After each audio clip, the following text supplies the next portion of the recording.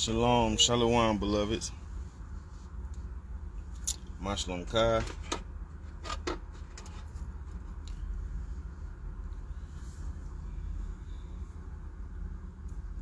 Let's see, I should have enough juice on it.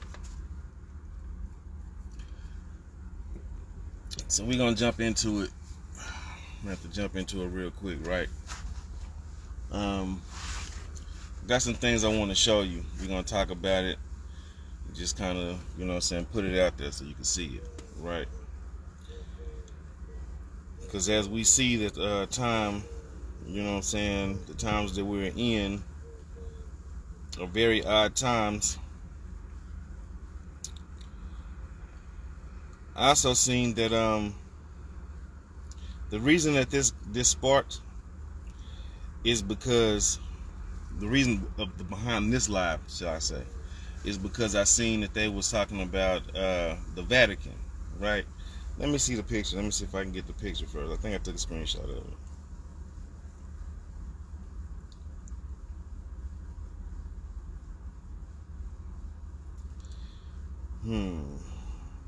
Let's see here.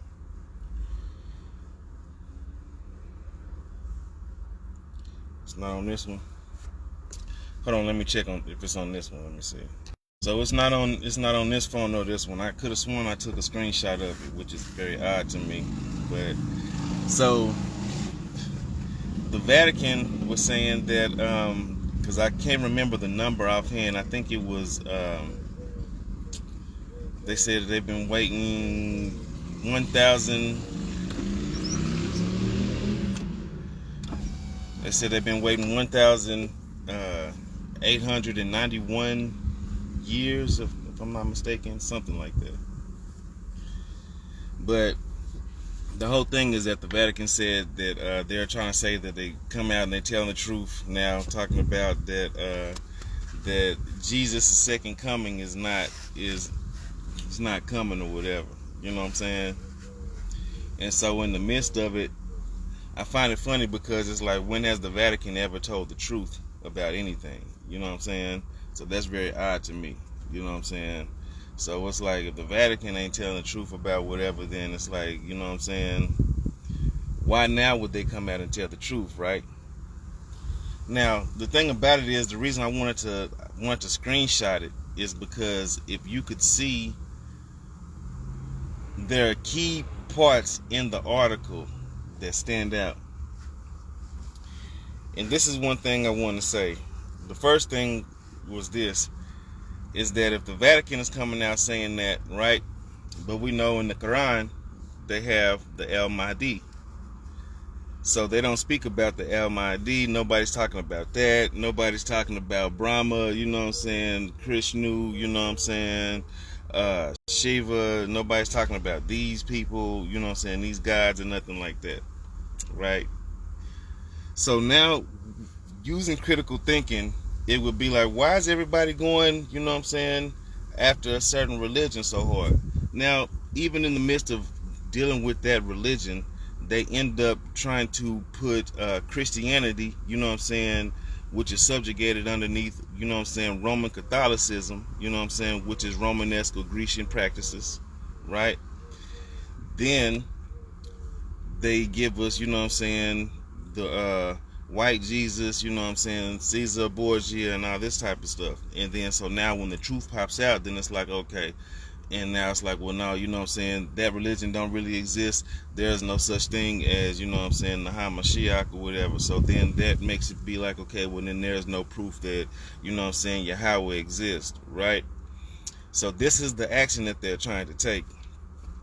The thing about it is, I've already showed you, and you know what I'm saying, this part 3 is coming for the memory lane. Definitely it's gonna come, because especially after me talking about this, it's already, you know what I'm saying, I just been taking my time. But so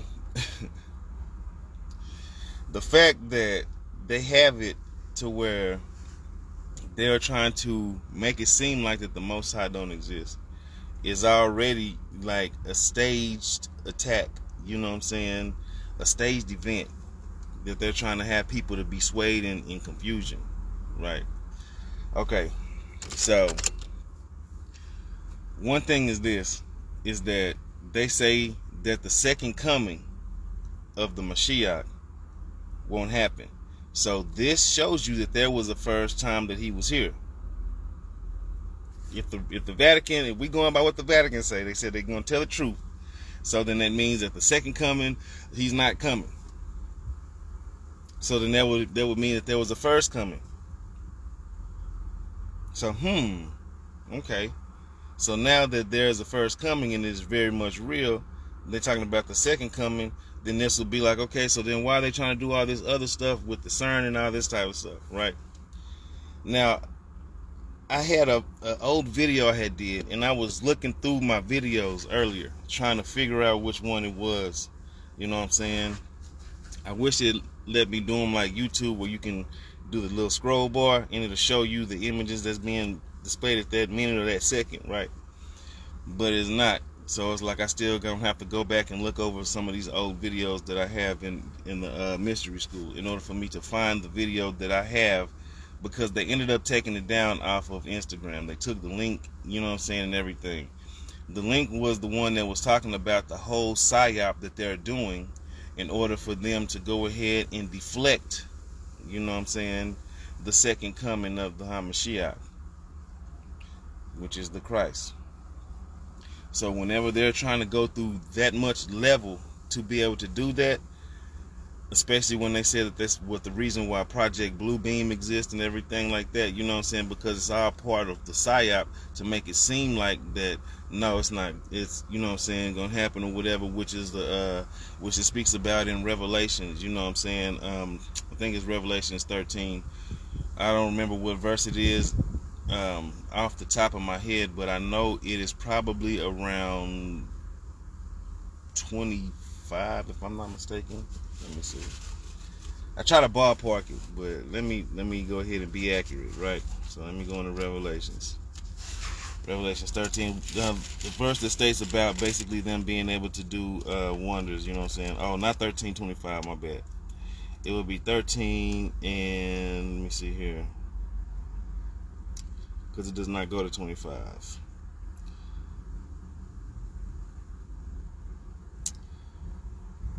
Yeah, 13:14, and it says, and deceived them that dwell on the earth by the means of those miracles which he had power to do in the sight of the beast, saying unto them that dwell on the earth that they should make an image of the beast which had the wound by the sword and did live. Right now, there's another part which, let me see here, which one is that one? Where it's talking about them being able to be deceived, right?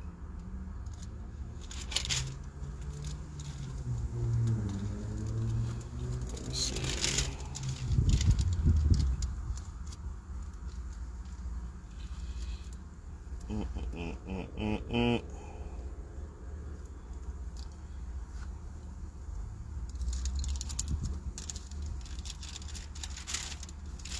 Because it's them with the false prophet.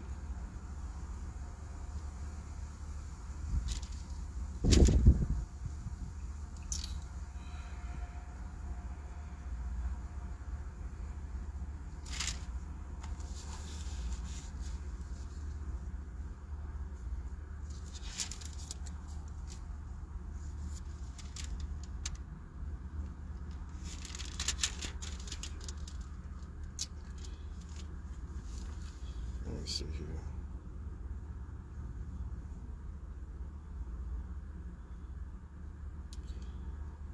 Well, I'm gonna have to go back and find where it is, you know what I'm saying? Matter of fact, let me quit being lazy. Let me see here. Let me do this. Because I want to hurry up and get this message out. I don't want it to be a longly, you know what I'm saying, message. But, let me see here.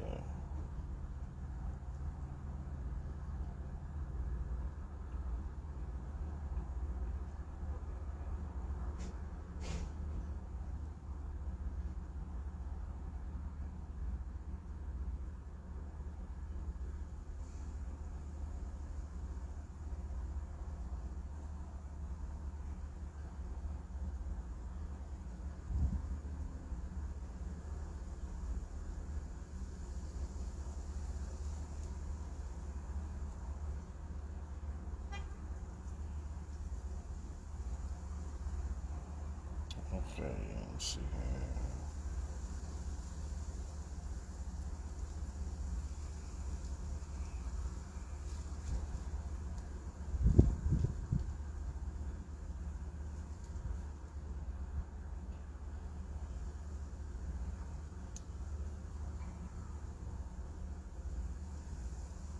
Yeah, there we go. It's in 19.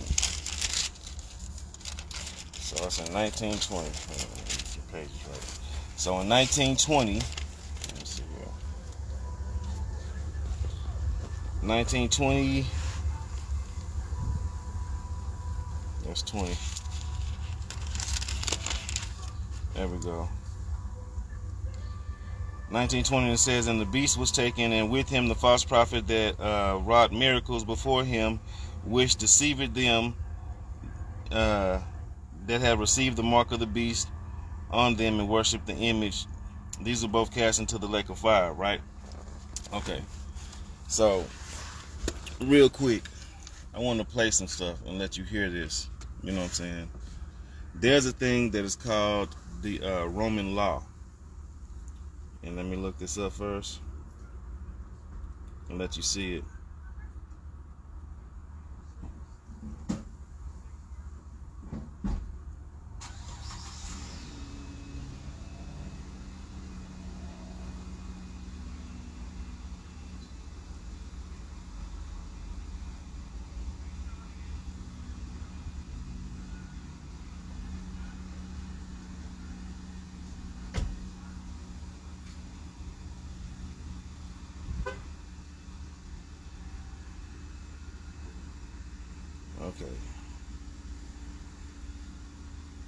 Okay, so let me show you what this is, right? Bam. It says right here, what are the 12 Roman laws called? The 12 tables, okay? 12. You see that? Now, were the first legal code of the Roman Republic, right? Republic, okay? It's drafted between 451 and 450 BCE to help resolve conflict between partitions, the wealthy and privileged landowners, and plebeians and general populace, right? So plebeians, you know what I'm saying? Now, let me let you hear this. Like I said, it's going to be some stuff I'm going to show you. So this is show and tell. So now we get into the fun part. The part where y'all get to see some videos. Where did I post it at? Let me send it to myself at. Right here. All right. Turn it up a little bit so you can hear it.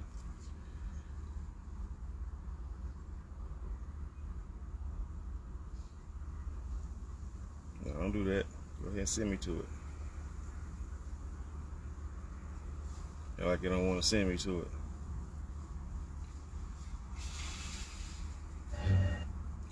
Alright. Now that I got it ready, let me show you.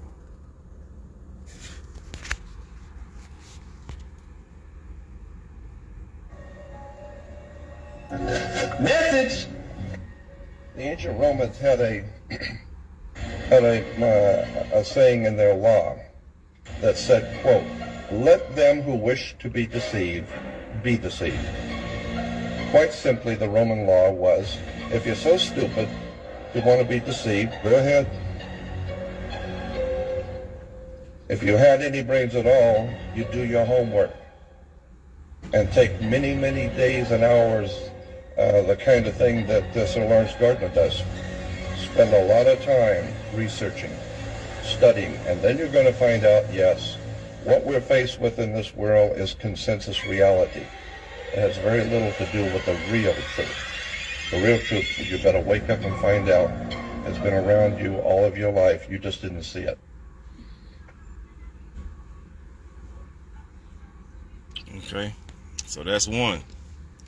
Now, with what they're saying in that video, right? People will be like, okay, well, how are we able to look for how are we able to research, you know what I'm saying, day in and day out and look for the truth? It would be hard for one to do so because they end up setting you up on this hamster wheel, you know what I'm saying, of being able to work, you know what I'm saying, work a job that will pay you minimally as possible, or work a job that will possibly be able to pay you enough to keep you, you know what I'm saying, dumbfounded from not even researching or studying and looking, because then by the time you get off, you'll be tired, right? Salakia. Those of us who know that this is why they call them weak days that make you weak, you know what I'm saying? By working endlessly and everything like that, whenever you get home, you be tired. And then with the time that you have whenever you get home is being spent with the family or getting you some rest, and then spent with the family, then getting you some rest, or just you getting home and then being able to just get some rest until you do it again the next day. This is the hamster wheel that they put us on, right? Okay, so in the midst of that, this is the reason why they do that, is to be able to keep you like a horse with the blinders on, just keep going and stuff, while everything else around you is happening. You don't pay attention to what's going on, right? So now let me show you this. That's speaking about that one. Now after we played that one, I wanted to play this one.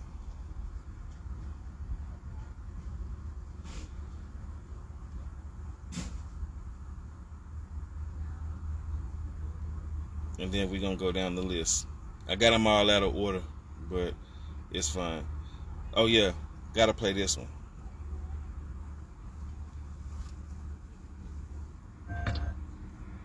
Control the world. 4% of the population are there. Hold on. This one is going to play automatically, which is a good thing. I'm glad. Boom. 1% of the population control the world. 4% of the population are their puppets. 90% of this population is a zombie, is a sleeping zombie. And 5% are trying to wake up the zombies. The 1% make sure that the 4% stop the 5% from waking up the 90%.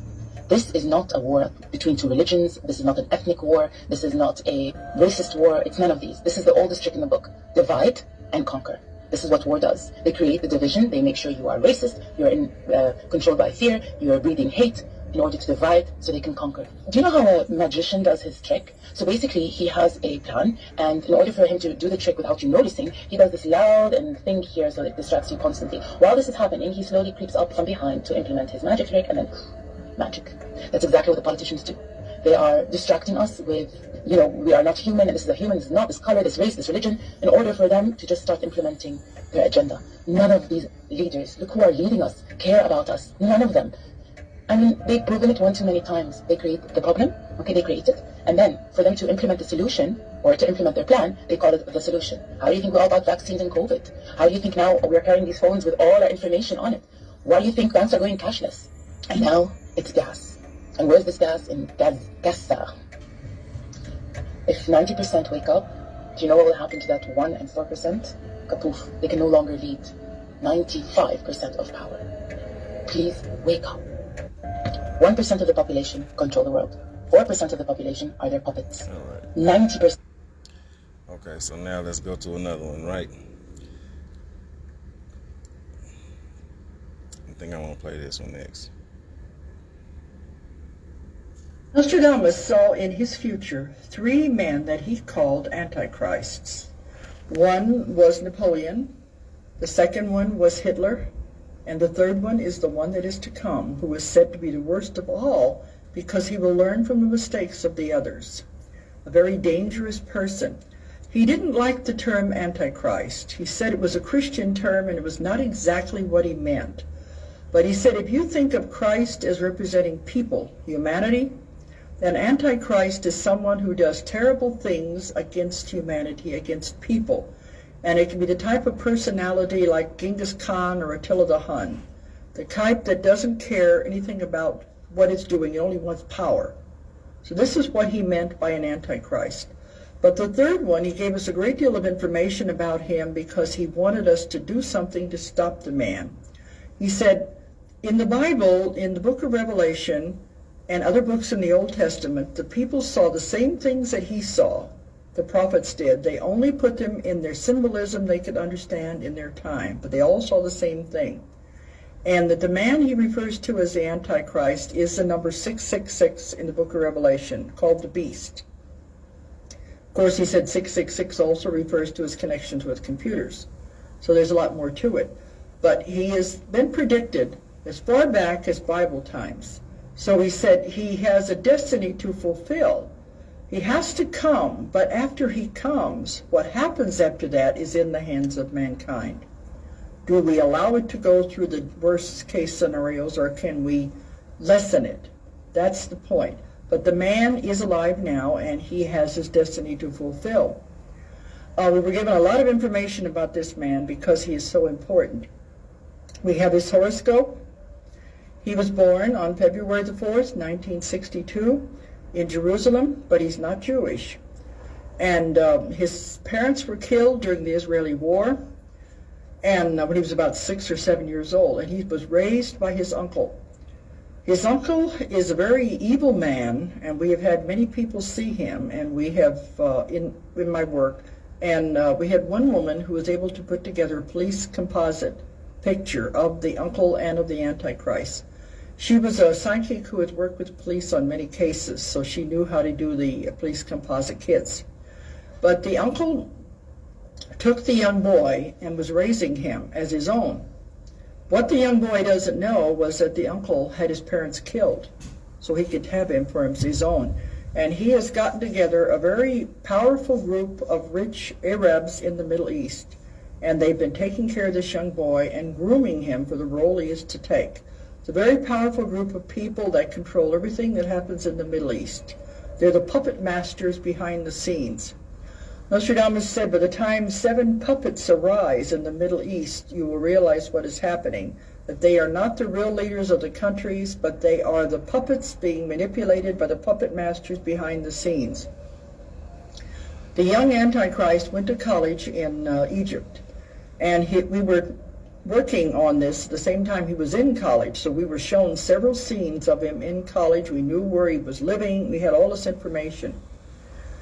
His main courses that he took were economics, philosophy, and computers. The computers were going to be very important in his future that he was planning. But after he got out of college, he lived on the different estates of these very rich people. He has no home of his own, but travels around to the different estates. And we saw him once in a big estate on the banks of the Nile, and another one in Syria, and in Oman during the Gulf War. Oman is to the bottom of Saudi Arabia. So we saw him in all of these places during the Gulf War, and he's traveled around from place to place. But Nostradamus said, you must remember that in the beginning, this man will appear as a savior, the man with all the answers, the man with the golden tongue. This will how he will make his conquests in the beginning.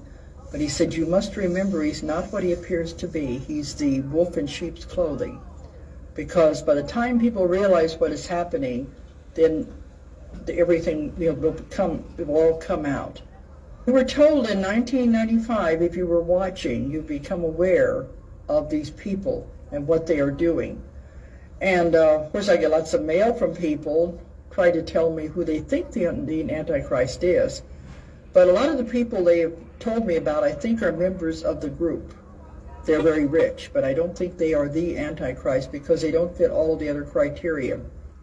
Nostradamus saw in his future 3 men that he called Antichrists. One was Napoleon, the second one was Hitler, and the third one is the one that is to come, who is said to be the worst of all because he will learn from the mistakes of the others. A very dangerous person. He didn't like the term Antichrist. He said it was a Christian term and it was not exactly what he meant. But he said if you think of Christ as representing people, humanity, then Antichrist is someone who does terrible things against humanity, against people. And it can be the type of personality like Genghis Khan or Attila the Hun, the type that doesn't care anything about what it's doing, it only wants power. So this is what he meant by an Antichrist. But the third one, he gave us a great deal of information about him because he wanted us to do something to stop the man. He said, in the Bible, in the book of Revelation, and other books in the Old Testament, the people saw the same things that he saw.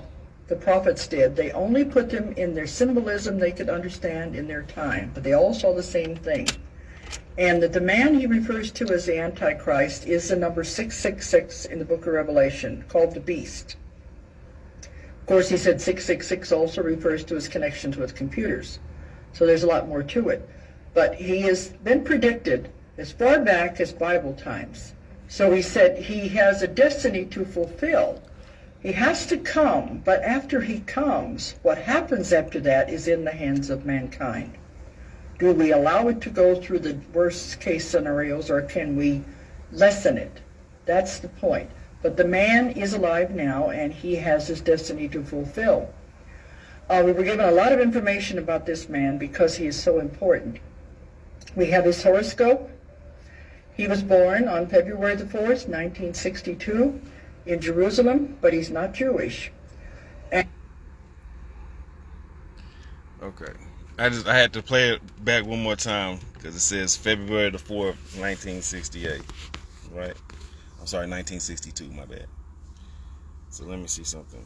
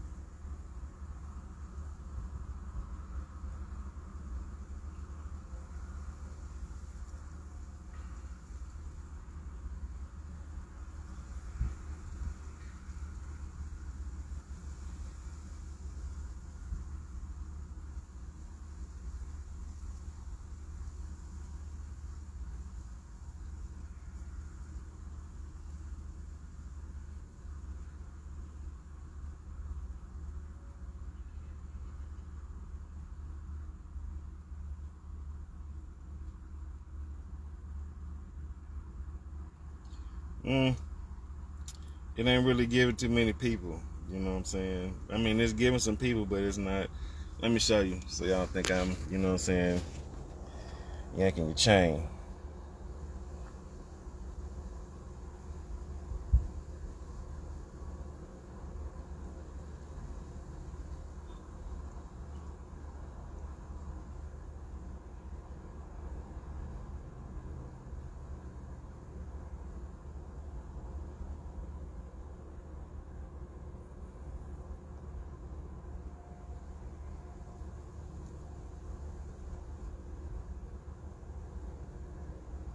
You see what I'm saying?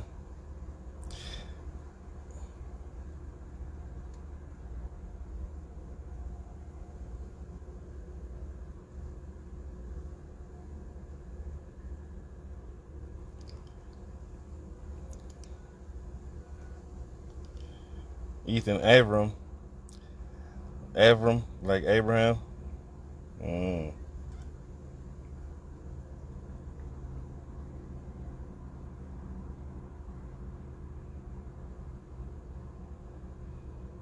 Right. Because I didn't hear that part the first time whenever I was listening to it. So I was like, okay, they got a horoscope date. So that'll be some homework for us to look into, right? See what y'all can pull up. But okay, so now, aside from me playing that one, I now want to play this one.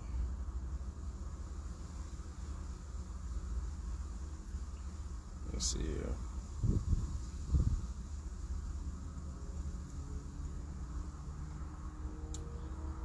Oh yeah.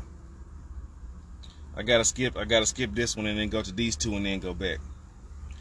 Because we were speaking about the Vatican at the beginning of this video, right? Alright. So with me speaking about the Vatican, you know what I'm saying? Let me show you, right?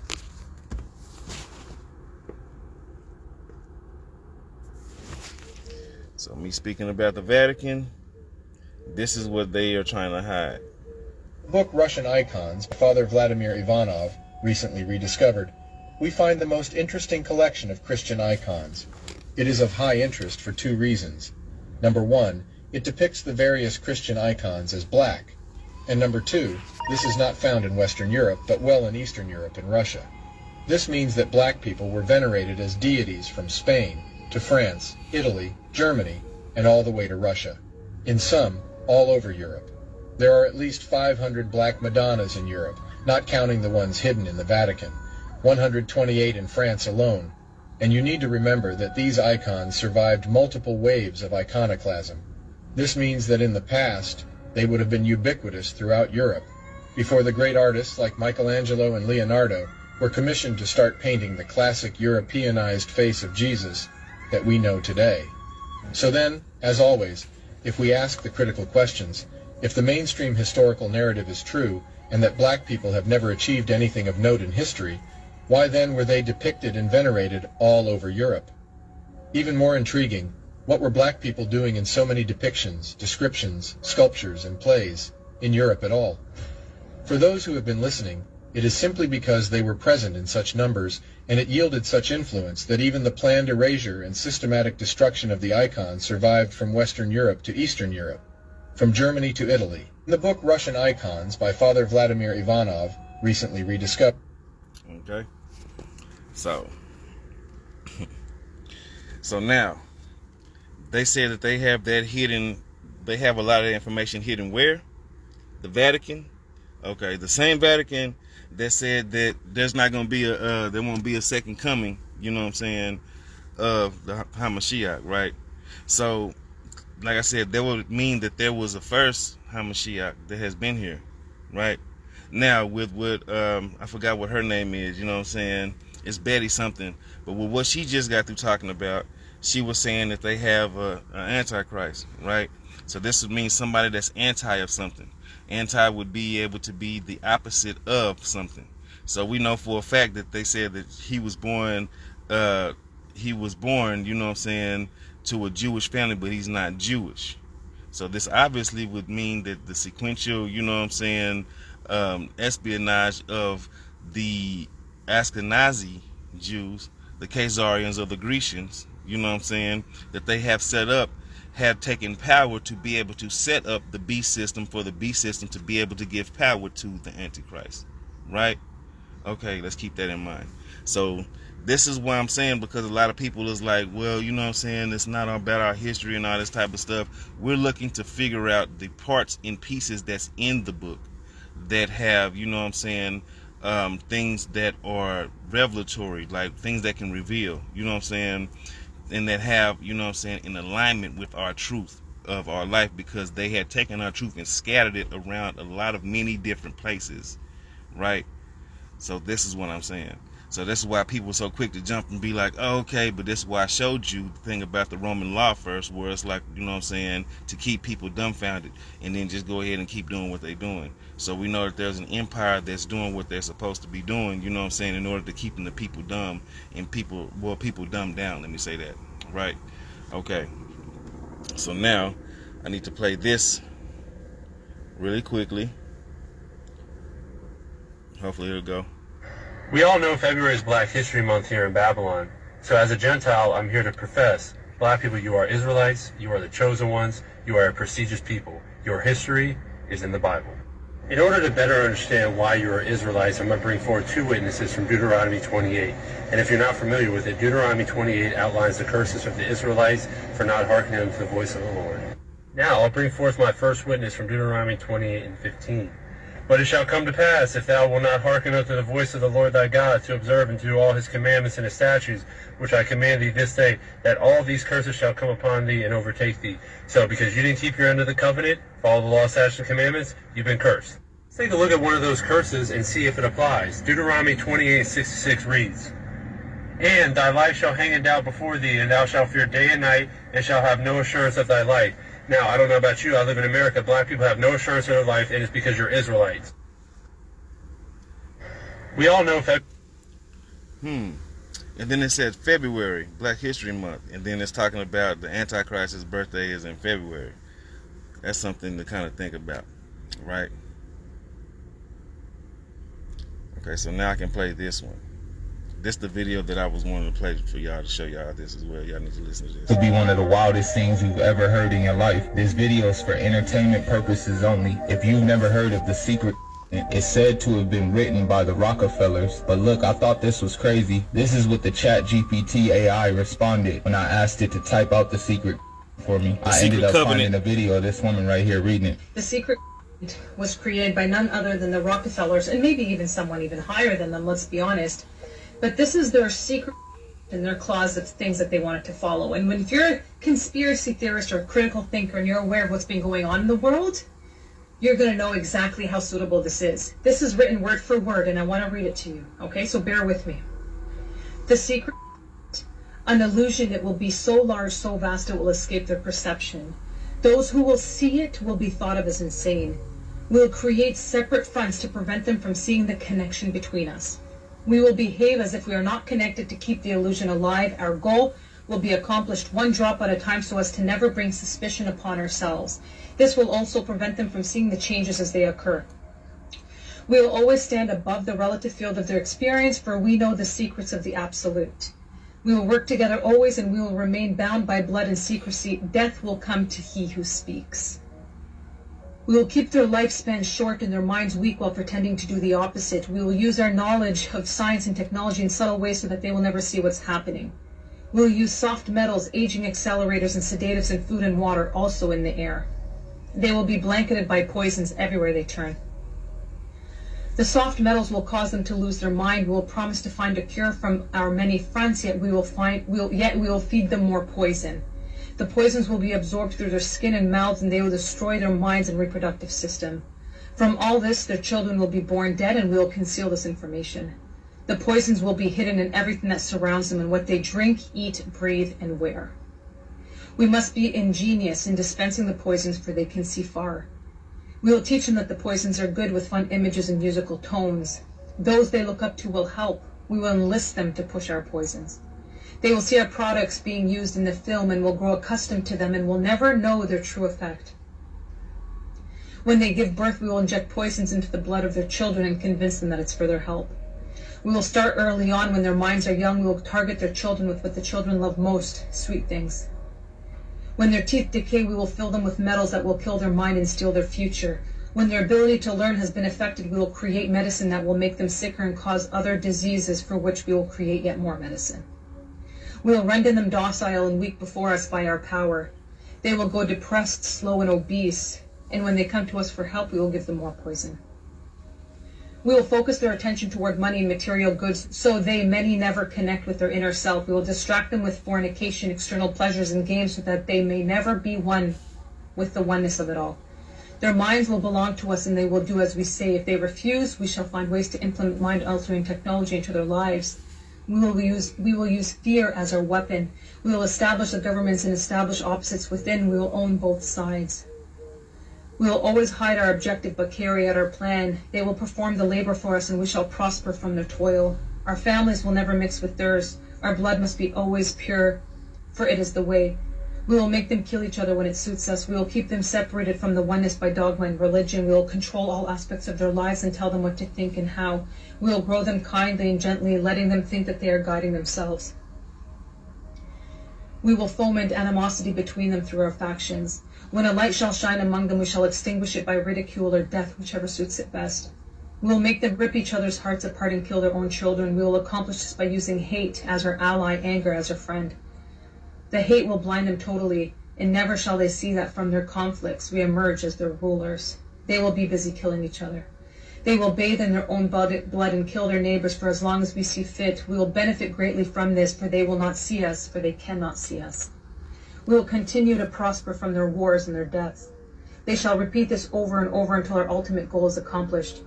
We will continue to make them live in fear and anger through images and sounds. We will use all the tools we have to accomplish this. The tools will be provided by their labor. We will make them hate themselves and their neighbors. We will always hide the divine truth from them, that they were all one. This they must never know. They must never know that a man's color is an illusion. They must always think that they are not equal. Drop by drop, we will advance our goal. We will take over their land, resources, and wealth to exercise total control over them. We will deceive them into accepting laws that will steal the little freedom they will have. We will establish a money system that will imprison them forever, keeping them and their children in debt. When they shall band together, we will accuse them of crimes and present a different story to the world, for we shall own all the media.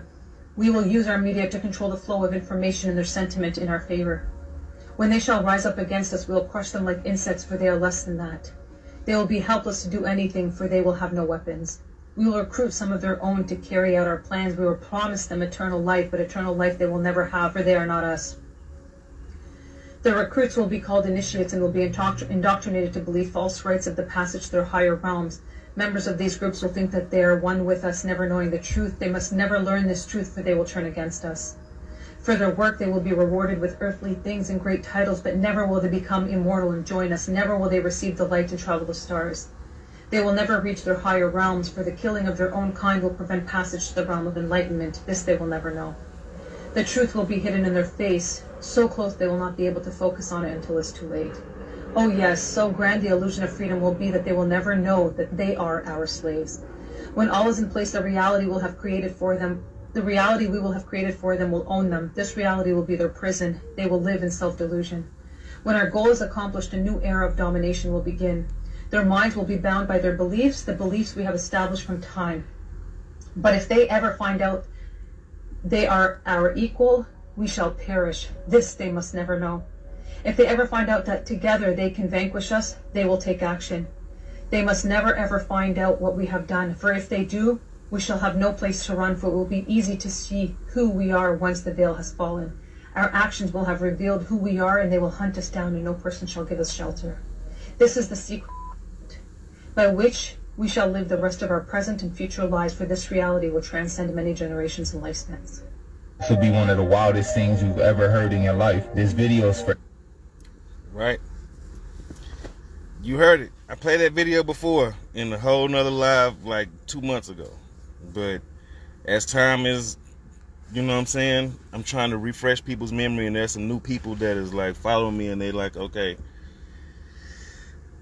So if we do not see that this really is a spiritual warfare, there are entities among us that are the fallen angel, the Nephilim, you know what I'm saying? And so this shows whenever we speak about, because in the Bible it says that we are given command over the angels and authority, right? We are given the authority and command of angels and charge over the angels, just like the Most High gives them charge over us. In that covenant, you seen that she said specifically that to disassociate them from the oneness of all. What is the oneness of all? The oneness of all would be the Great Spirit, which would be Yahweh. You know what I'm saying? Some people know him as Ayah, you know what I'm saying? The I am that I am. So some people know him as God or whatever. This is one of those things that I'm speaking about.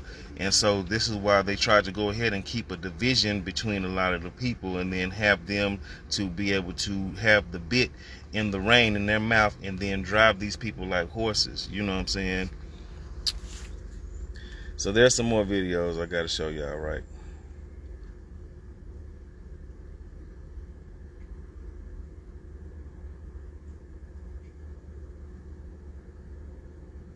I want to show y'all this one.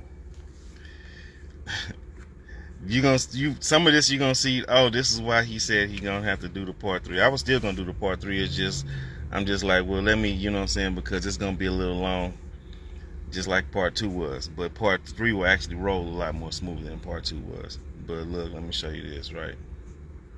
The Grand Canyon is not just an American sightseeing location. There are strange and dark secrets that lie within. Some have even encountered a gateway to a hidden world. In 1909, the Arizona Gazette published an article about an expedition funded by the Smithsonian. This expedition was led by a man named G.E. Kincaid, and he discovered an ancient underground city within the Grand Canyon. But here is where it gets interesting. Let me rewind it. I'll try to rewind it so y'all can see it. The Grand Canyon is not just an American sightseeing location. There are strange and dark secrets that lie within. Some have even encountered a gateway to a hidden world. In 1909, the Arizona Gazette published an article about an expedition funded by the Smithsonian. This expedition was led by a man named G.E. Kincaid, and he discovered an ancient underground city within the Grand Canyon. But here is where it gets interesting. This city was filled with artifacts from ancient Egypt, hieroglyphs, statues, and even a pyramid. How did ancient Egyptian relics end up in Arizona over 5,000 years ago? Is it possible that they had access to flight? But it gets even stranger. The Smithsonian seized all the artifacts and shut down any further exploration, which led to 90% of the Grand Canyon being restricted till this day. The canyon is home to numerous hidden caves and tunnels, many holding ancient treasures and technologies. Many adventurers used to report seeing strange lights and sounds coming from these depths. The Hopi tribe, a tribe native to the region, speak of sacred underground cities known as the Sipapu. These cities are believed to be gateways to the underworld, holding powerful energies that should never be disturbed. All this makes us wonder, what else is hiding in the Grand Canyon? The Grand Canyon is not just an American sightseeing. See, I told y'all, it's a lot of information coming out about this. And it's like, I told you that Egypt has been over here. You know what I'm saying? It's many different places that they messed around and did a great reset in order for them to stage certain things, like that these are the places of, you know what I'm saying, said Egypt or whatever, you know what I'm saying, or Lower Ethiopia, if those who really want to be a little bit more accurate, you know what I'm saying, or even Lower Tamari, you know what I'm saying, Tamari, you know what I'm saying. Malachi Z. York has spoke about, you know what I'm saying, the Tamarians, right? And the Tamarians, and he started building that over here, and that's another reason why they started coming after him, because he was coming a little bit more closer to the truth than what a lot of people would really want to see, because he was basically mixing in the practices, or not the practices, but the studies of the Anunnaki, not knowing that the Anunnaki are the fallen Nephilim. He was saying that we are those children, that we are of them, you know what I'm saying, but we're not. These are the people, you know what I'm saying, who are subhuman people, you know what I'm saying, which are the Nephilim, which end up having a reign and superiority. If that was not true, then they would have no reason to try to subjugate and subdue those who were able to speak about the truth, you know what I'm saying, and silence those people in triangulation, you know what I'm saying, or those who are actually able to create an upheaval, you know what I'm saying, of the people with unity, right? And they therefore assassinating and making these people martyrs. So that means that there's a threat to these people. So this shows truth that the secret covenant, it actually has something to really do, and it's actually truth to this. You know what I'm saying? The proof is in the pudding regardless. So it's like, this is the whole ordeal. And so they end up trying to create these illusions, you know what I'm saying, and have us deluded in, you know what I'm saying, the simple factions of religiosity, to follow the religion, you know what I'm saying. But it's more deeper than that. But let me play this next video and show you as far as the religiosity, you know what I'm saying. Let me see here. Oh, let me play this video too, because I just played that, so I gotta play this video. So let me play this one for y'all so y'all can see it. This is in Arizona? This is in Arizona. And this really rich guy, he's a, what is it?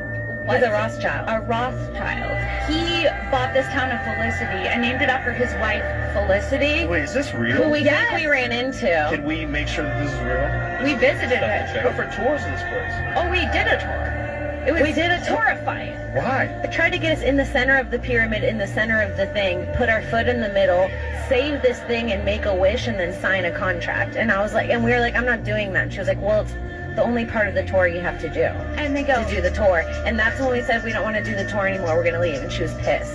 And then they said, she goes, this right here is the center of the world. This is in Arizona? This is in Arizona. And this really rich guy, he's a, what is it? He's a Rothschild. A Roth. So you heard what she said, or what they said.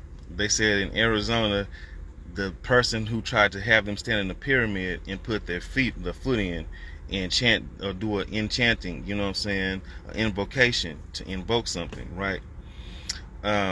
Basically, the person said that this is the center of the world.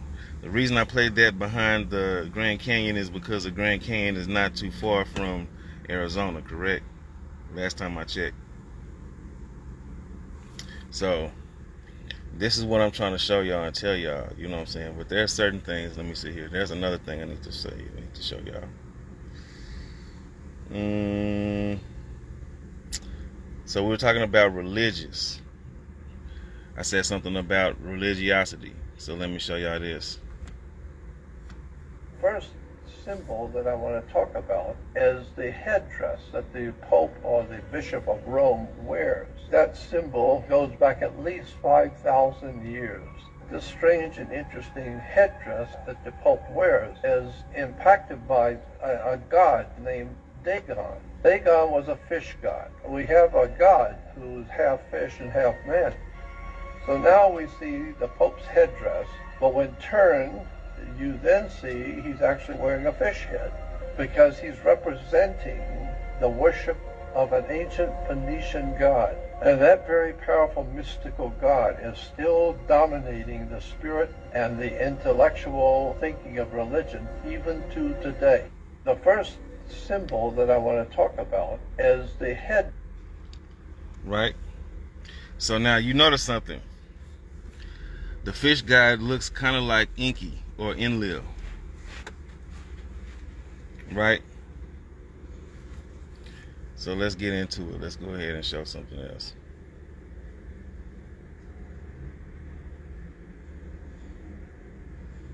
We already know that Hinduism is the mother of religions.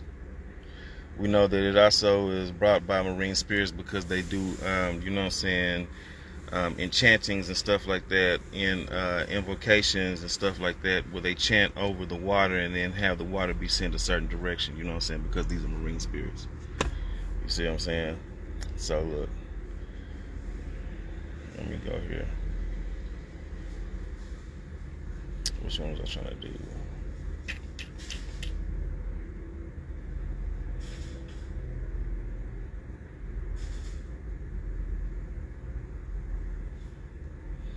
Okay, so now let me go here. Zionism has a history, and in the late 19th century, through 1948, and even through 1967 to a smaller degree, there were anti-state Zionists, that is to say, Zionists who believed that it was important for the Jewish people to be revitalized, to have a spiritual life, to have a renewed cultural life. But they were against a state, and they were against territory.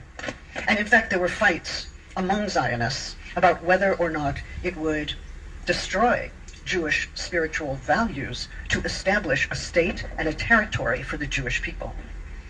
So there were anti-state Zionists, there were cultural Zionists, there were people who were Zionists who believed in a binational state, that is, a liberal democracy in 1948 that would be one state, binational, which would guarantee equal rights to all people regardless of religion, race, and background.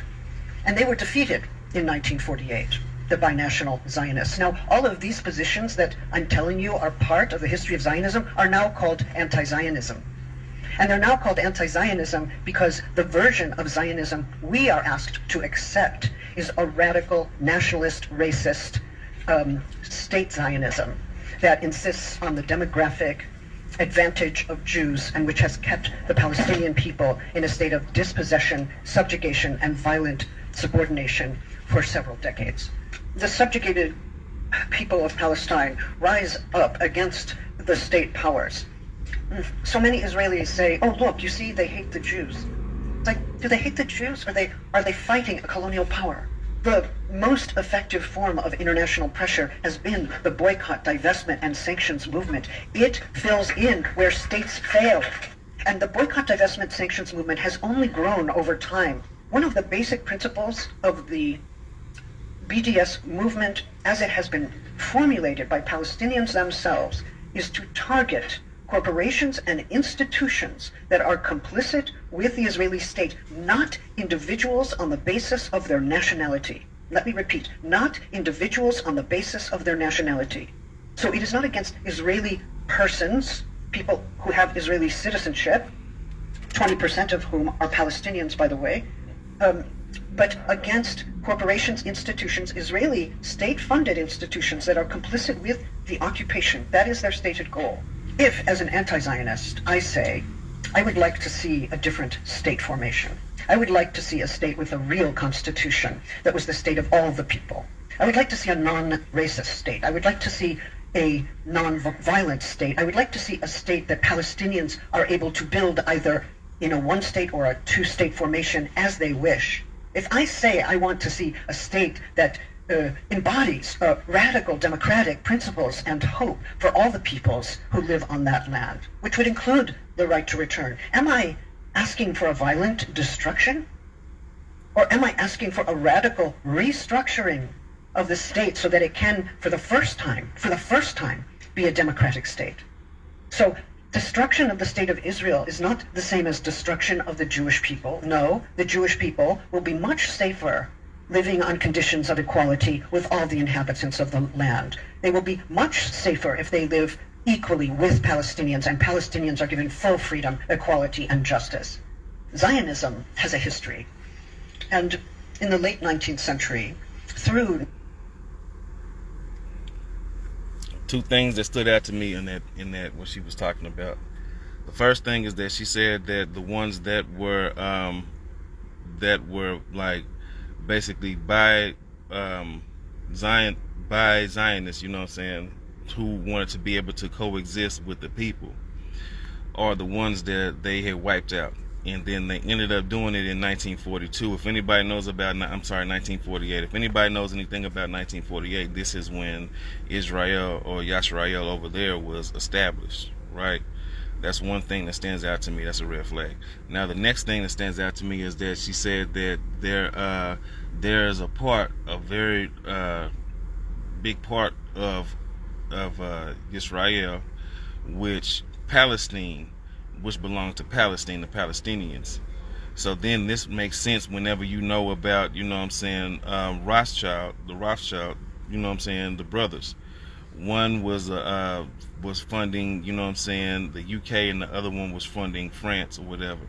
And we know that Jacob Rothschild was the one who ended up, you know what I'm saying, helping to try to promote a war for them to be able to take territory and establish, you know what I'm saying, Israel over there.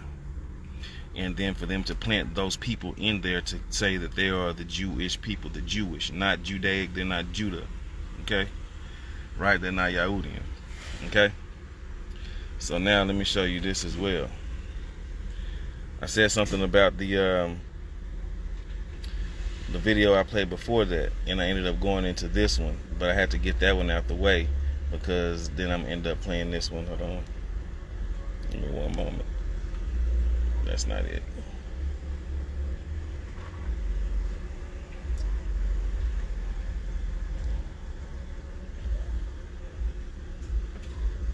Let's see here.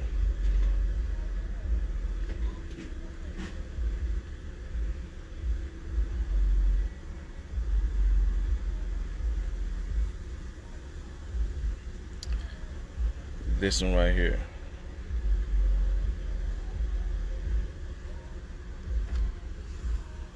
Oh, did y'all hear about the cave that they found in Vietnam? It's called the Song Doom Cave. They found it, and villagers were talking about how they seen this creature called the Seraphim that walked into this cave, right? So the scientists, they went down there to go explore the cave. And I'm gonna talk about the Seraphim later on. I'm gonna tell y'all what it is. So when they went into this cave, right, they were able to recognize that this cave was 3 million years old.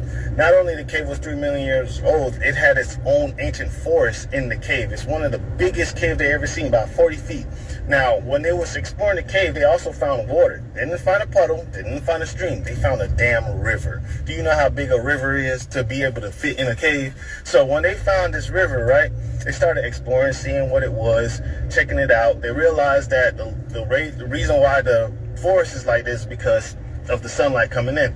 Not only that, the creatures living in is a reptilian with wings living in those caves.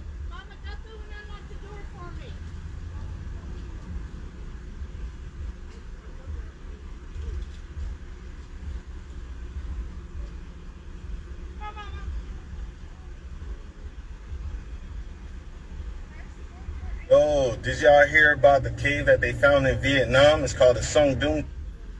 Okay. All right.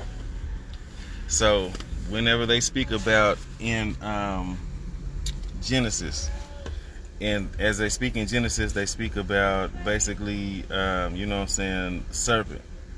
They say the serpent, right? Now, one thing that stands out in Genesis is that they said that he was cursed to crawl on his belly. Why would he be cursed to crawl on his belly if a serpent naturally is on his belly? This means that the serpent had to walk upright, right?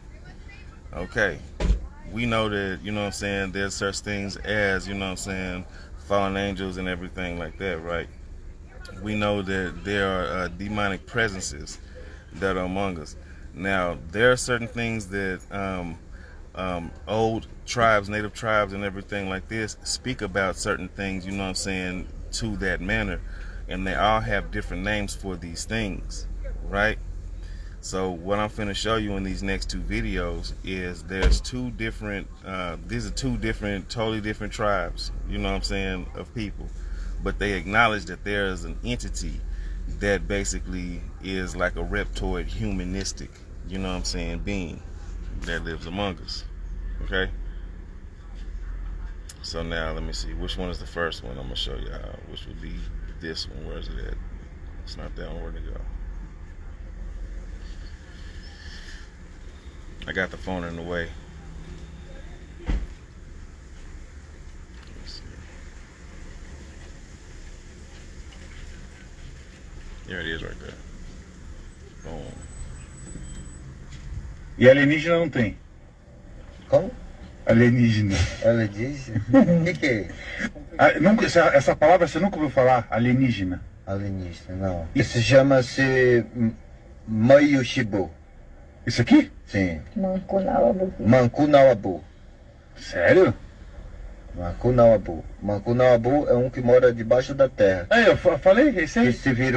Que se virou formiga, hoje que nós chamamos Una, que é uma formiga grande, chama-se Mancunawabu.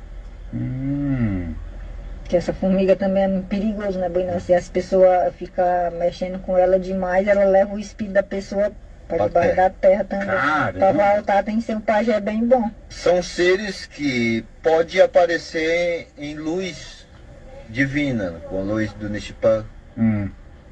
São seres que a gente pode ter o contato, que moram debaixo da terra. E alienígena não tem. Como? Alienígena. Alienígena? O que é? Nunca, essa palavra você nunca ouviu falar? Alienígena. Alienígena, não. Isso chama-se Maio Shibu. Isso aqui? Sim. Mancunawabu. Mancunawabu. Sério? Mancunawabu. Mancunawabu é um que mora debaixo da terra. Eu falei, esse aí. Que se virou formiga, hoje que nós chamamos Una, que é uma formiga grande, chama-se Mancunawabu. Que essa formiga também é perigosa, né, Buina? Se as pessoas ficam mexendo com ela demais, ela leva o espírito da pessoa para debaixo da terra também. Para voltar tem que ser um pajé bem bom. São seres que pode aparecer em luz divina, com a luz do Nishipan. São seres que a gente pode ter o contato, que moram debaixo da terra. E alienígena não tem. Como? Alienígena.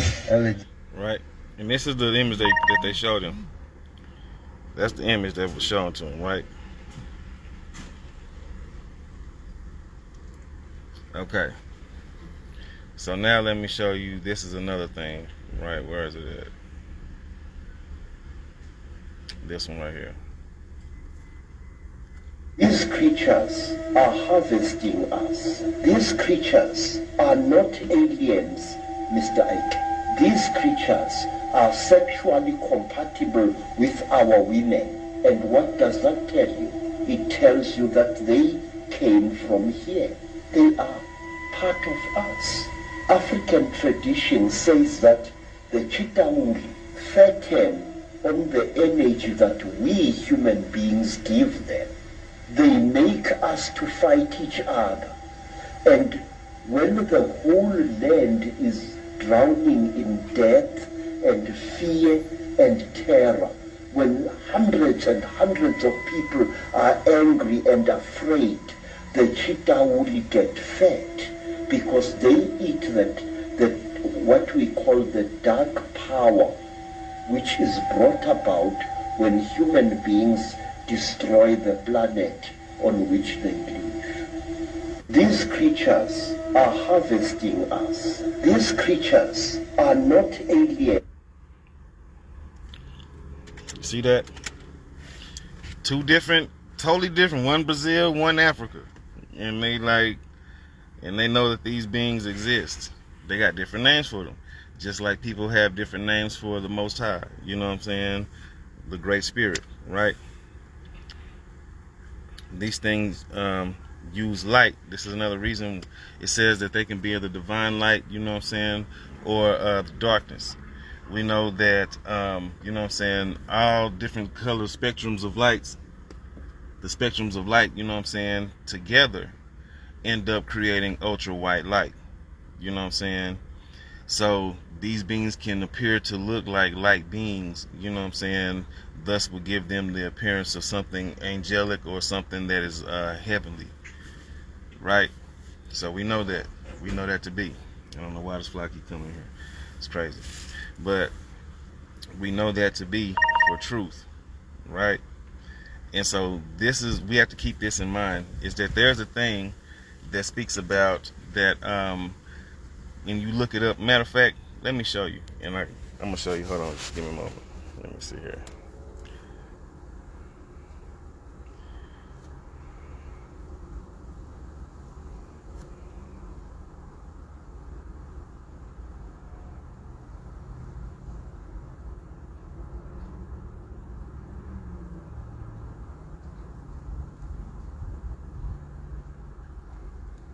I'm on somewhere.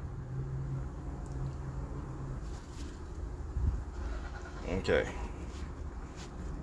So boom, right?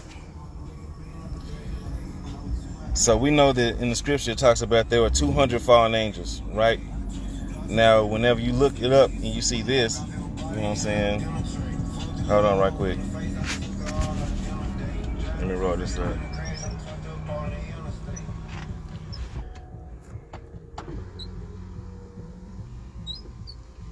There we go. These distractions trying to come through. Start getting deep, then distractions start coming. You see how they go? Now look, it says here, right? The 200 fallen angels, but they call it 200 asteroid craters. There are around 200 named impact craters on Earth, right? Which are the result of comets and meteorite impacts. These craters range in size from small to very large and include Vredefort crater, which is a barely recognizable ring of mountains in South Africa that is 300 kilometers, you know what I'm saying, 186 miles across, right? Caracas crater, a crater that is in Peru, and that is smaller than the width of a hall, right? The technical term for these craters are astroblem, which is a Greek for star scar. Why would it be named a star scar? Because it's a fallen star, which is a fallen angel, right? And we see the 200 fallen angels. Now, one thing to kind of put that in perspective is this, right? Is that we know that if there's 200 fallen angels, then we know for a fact that we already know, because it's been proven in a live prior, and many people already have seen it, you know what I'm saying, that the firmament exists. So that means there's nothing falling out of the sky unless it's something that is inside of this atmosphere. Anything that's falling out of the sky has to have been fallen by a huge force to be able to penetrate through the firmament in order to get here. But there is no such thing as, you know what I'm saying, these planets and stuff like this that people say that they can see via telescope and stuff like that, you know what I'm saying, aside from just the moon. It's the only thing that people are seeing. But there is no planets that people are seeing. There is nothing that is in an orbit that mess around, you know what I'm saying, past the firmament that falls into the earth unless the Most High casts it down into the earth. You see that? So we have to be able to be really cognizant and cautious to knowing what the truth is for real and seeing it for what it really is. because we know that NASA, you know what I'm saying, in Hebrew, you know what I'm saying, in Hebrew means to deceive.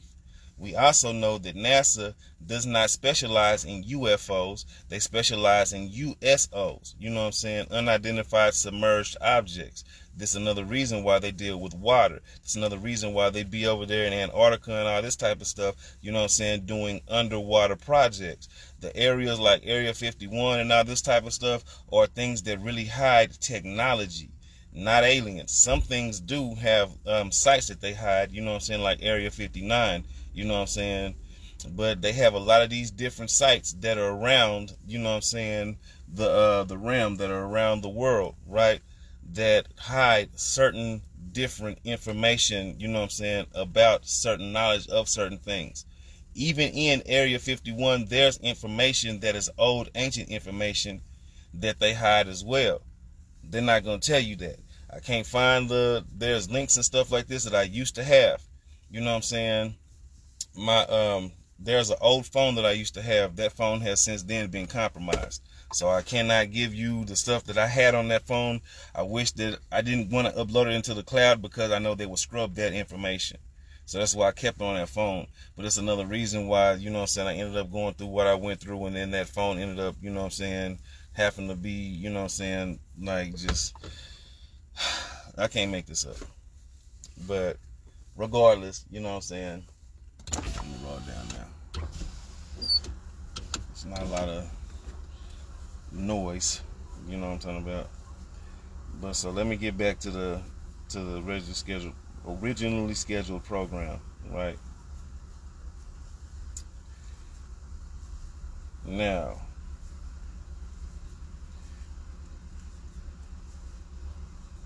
I guess I can show you this one now, right?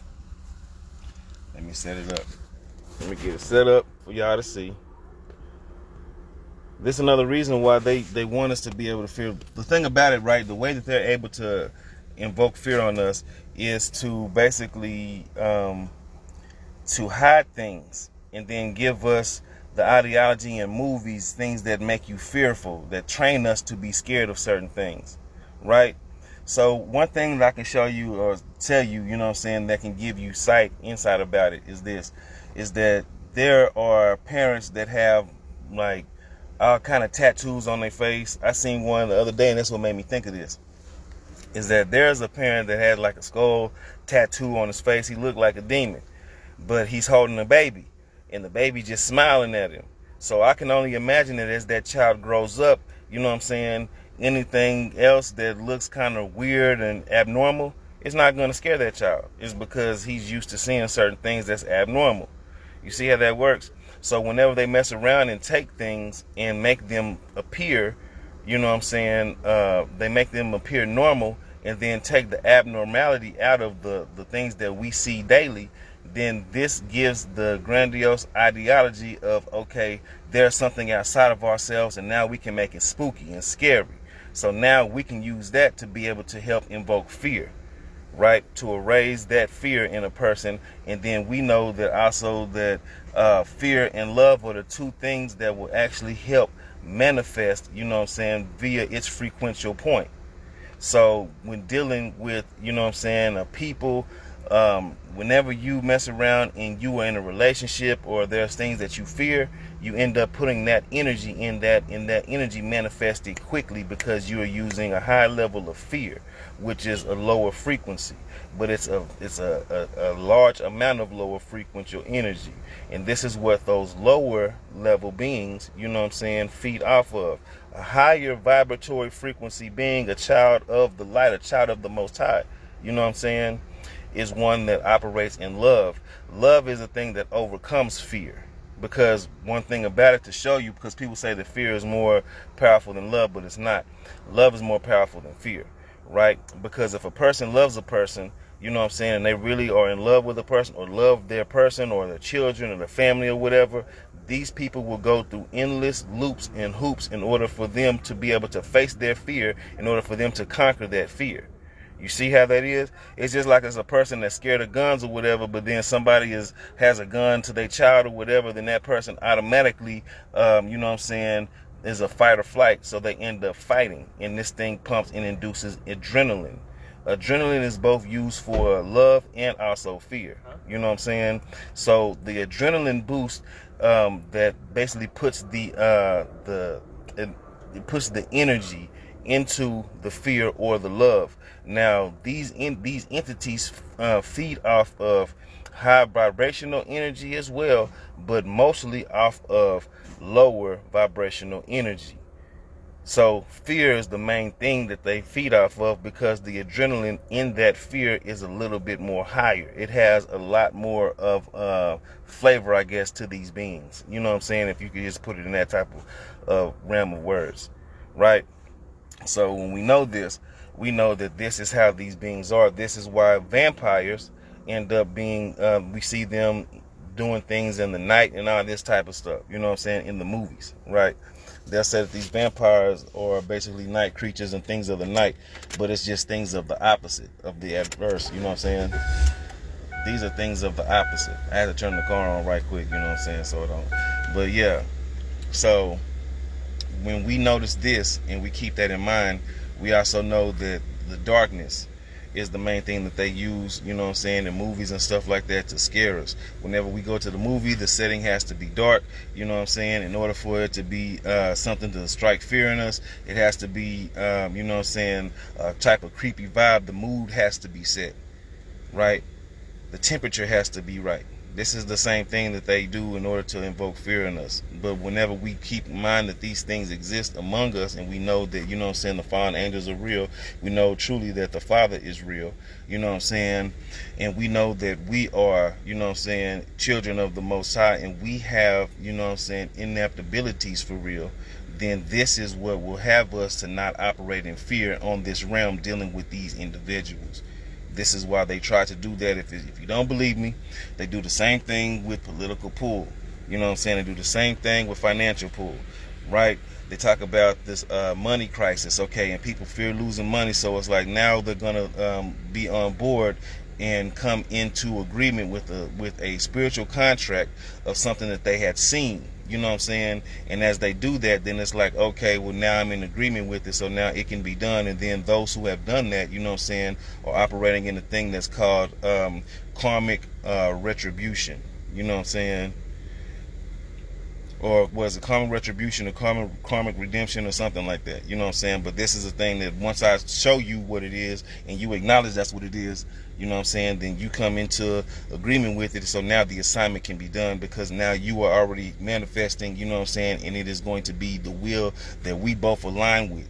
It's the same thing with praying, you know what I'm saying, and people who are able to fast together and pray together, which it says in the scripture, you know what I'm saying. This is the most powerful way to be able to cast out demons, to be able to eliminate the enemy, is to fast and to pray fast and pray with one another, because we become that much more powerful. And the enemies know that. There's another reason why they try to take it out of the Bibles, you know what I'm saying, and then basically like hide it and stuff like that. But there are some Bibles that have it in there now, and the information can't be hid for too much more, because now we already see this is what it is. This is why they don't want you to fast and pray. They'll have a buffet or a food place, a fast food place, have you to have cravings and stuff like that via sugars and all this type of stuff, via the things they put in social media or the things they put on TV, the radio ads and stuff like this, that makes you desire to have something to be able to nibble on, to eat on, to bite on, or to drink on, or whatever, you know what I'm saying, in order for you to break that fast. You know what I'm saying? Even in the morning time, you wake up and it's not really hunger that you're feeling, but it's just you want to, because breakfast, they taught you that, you know what I'm saying, break fast, breakfast. You see that? And so as you do that, then they also teach you the toxic way to do it. You know what I'm saying? To whenever you eat breakfast, they don't teach you to eat fruits and stuff like this, because these things are things that are high frequency, you know what I'm saying, high vibratory frequency, you know what I'm saying. So these things give you energy. You know what I'm saying? They don't deplete your energy. You don't eat these things and be like, dang, I kind of want to go back to sleep. They make you feel charged, like, okay, I can go and take on the world now. You know what I'm saying? If that was not the facts, then there would not be these things that the supplements or trying to emulate whenever they use certain supplements and stuff like that for those things that help build muscle or workout boosters and stuff like that. You know what I'm saying? The supplements are the things that are to be able to be emulation to get some of the substance of what the vitamins actually have. You see that? Okay? All right. So now, aside from me yakking, let me show you this.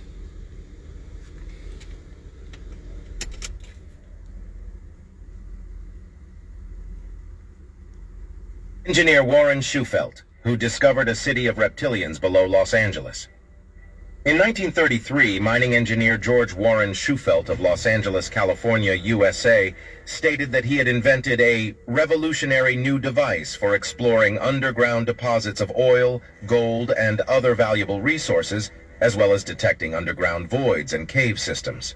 He called this thing an X-ray machine, although it looked like a pendulum suspended from a copper wire in a cylindrical glass case placed in a black box on 3 supports. It was more like an improved dowsing tool. George Warren Shufelt said his machine could use X-rays to analyze the chemical, electrical, and physical properties of matter at great depths, down to several miles. For this, a certain mysterious process was used, the details of which Shufelt did not really explain to anyone, but assured that this was a recently discovered scientific principle.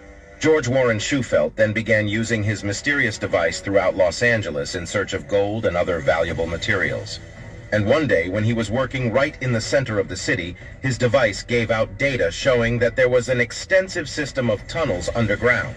Shufelt said that these winding tunnels went all the way to the top of Mount Washington and even passed under Santa Monica Bay. And these were not just passages dug in the ground, no. Shufelt assured that it was a competently and structured labyrinth created with rooms and chambers of various sizes. And all this was of such a huge scale that, according to Schufelt's estimates, at least 5,000 people could easily be accommodated there. Even more surprising were his words that large reserves of gold were stored in underground rooms and tunnels. Soon Shufelt made a map of this underground city. I realized that I was above a maze of tunnels, and I noted the course of the tunnels, the location of the large rooms scattered along the tunnel route, and the location of the gold deposits. But I could not understand the meaning of this. My X-ray pictures of the tunnels and rooms, which are underground voids and golden shots with perfect angles, sides, and ends, are scientific proof of their existence. The hidden reptilian city below Los Angeles. In search of answers, Shufelt went to an old chief of the local Hopi Indians, known as Chief Little Greenleaf, who seemed to be well aware of the ancient tunnel system that existed here, and told him a rather bizarre legend.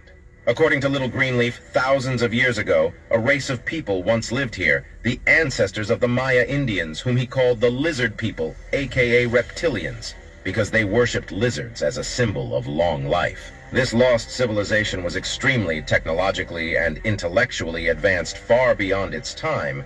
They had many inventions and mechanisms, as well as a lot of gold. But one day their world came to an end when a massive meteor shower fell on them about 5,000 years ago.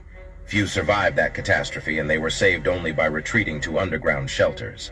They then built an entire city underground, working the stone with a mysterious chemical solution that could melt the rock. And they reinforced the tunnels and rooms with an unknown, improved form of concrete. Many rooms were created as storerooms, but even more as gold stores. The lizard people were so afraid to return to the surface that they built 2 more cities underground. One was in the area of California's Mount Shasta, now a place of great UFO activity, and the location of the second is now unknown to anyone. This unknown city was the largest of the 3 and became the center of an underground civilization. In the tunnels below Los Angeles, Shufelt also discovered what he called the Key Room, which, according to Hopi legend, contained 37 huge gold slabs that contained complete records of the origins of the human race. My X-ray radio revealed the location of one of the 3 lost cities on the Pacific coast. The local city was dug out by the lizard people after a great catastrophe that occurred about 5,000 years ago. This legendary catastrophe was in the form of a huge tongue of fire that came out from the southwest, destroying all life in its path, and the path was several hundred miles wide. The city was dug underground to avoid future fires. In large rooms in the domes of the hills above the city of Labyrinths, 1,000 families were housed. and imperishable stocks of various herbs were stored in the catacombs to provide food for the people of the lizards for a long time, Shufelt said. Shufelt began making plans to start excavating the underground city. He was able to get permission from the County Review Board to drill into the ground up to 1,000 feet deep, and in February 1934 he began excavations in a vacant lot off North Hill Street, just above where a large gold vault was located. Shufelt argued that when the treasure was found, the city authorities would be able to receive half of the find. The media enthusiastically spread his stories about gold, and the excavation site soon turned into a real circus, with huge crowds of people watching the workers. For several days, the workers dug into the ground, but when they dug 300 feet, 9 meters, they came across abundant silt layers from groundwater, after which the dug hole was at risk of collapse. Work slowed down and the gold was never seen. The interest of the public and the press gradually faded, and then Shufelt ran out of money to continue excavations. In subsequent years, nothing changed. Shufelt sank into obscurity, and in 1957 he died in poverty. His mysterious X-ray machine disappeared somewhere and has not been found until now. What do you think about Shufelt's claim? Is there really a reptilian city below us? That did not sound... Right. So let's see here. Excuse me. Excuse me. Hi. How are you? There we go.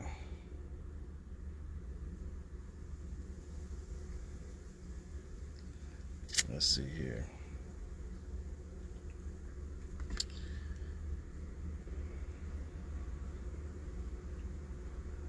Now, real quick, I want to ask y'all, right? Why would they be scared of humans or to be on the surface? I say it like that. Why would they be scared to be on the surface? Is it because of the sun or the heat? They know that they are able. All right, so they're not really too. Well, they are. They would perceive that they're not scared of the human race, right? But yet they intermingle and mesh. They put on masks and stuff like this, and they live among us. It's not us that they're scared of. It's the Most High. It's the reason why they're, you know what I'm saying, under. It's like, oh dang, because they know that the Most High is real. If they didn't have fear for the Most High, right, they would not be submerged in the ground. These are beings that can manipulate light and stuff like that, right? For those who don't believe that they can manipulate light, think about the phone that you're using. The phone manipulates light. You know what I'm saying? The phone uses beta, theta, and gamma waves. You know what I'm saying? These things give off radiation. So us having these things on our body drains our energy as well. These things, those entities look at us as containers of energy. So that they don't really fear us, but they know that us who are operating, you know what I'm saying, in righteousness, in the light for real, they like, well dang, this is why we end up posing threats to them, because it's like, well dang, as many of us that can end up actually tapping into, you know what I'm saying, something that is embedded in us and beyond us, then we now have power. This is why they really fear us. This is why they try to make us seem like that we're their slaves and stuff like that. It's the same thing as a slave master on the field and mess around and the slaves realize, you know what, it's a lot more of us than it is of you. And they end up rising up. And it's like, oh dang, what do we do? You know what I'm saying? Because it's not enough of them. Now, it's the same thing, but in the spirit right here on this realm. This is another reason why they try to give so many sciences and pseudo religions and pseudo sciences and stuff like that, you know what I'm talking about, to human, you know what I'm saying, because they're like, okay, well, if we can have them believe in that and believe in this and stuff like that, then they give up their power by default. They come into, you know what I'm saying, belief of what we have going on, and now this is their reality. This is how we're able to create a matrix. Is because it's something that is a false reality, you know what I'm saying, something that is a true delusion, which is the grandiose magic trick of illusionary, you know what I'm saying, they're master illusionists, right? If they weren't, then they wouldn't have so many people doing the crafts and the practices whenever going into media, going into stardom, you know what I'm saying, being radio. How many artists do we know that be rapping about lifestyles that they're not living? This is illusion. How many people do we know play in movies acting as a character that's not really them? These are illusion. The illusion is taught through illusionists. You know what I'm saying?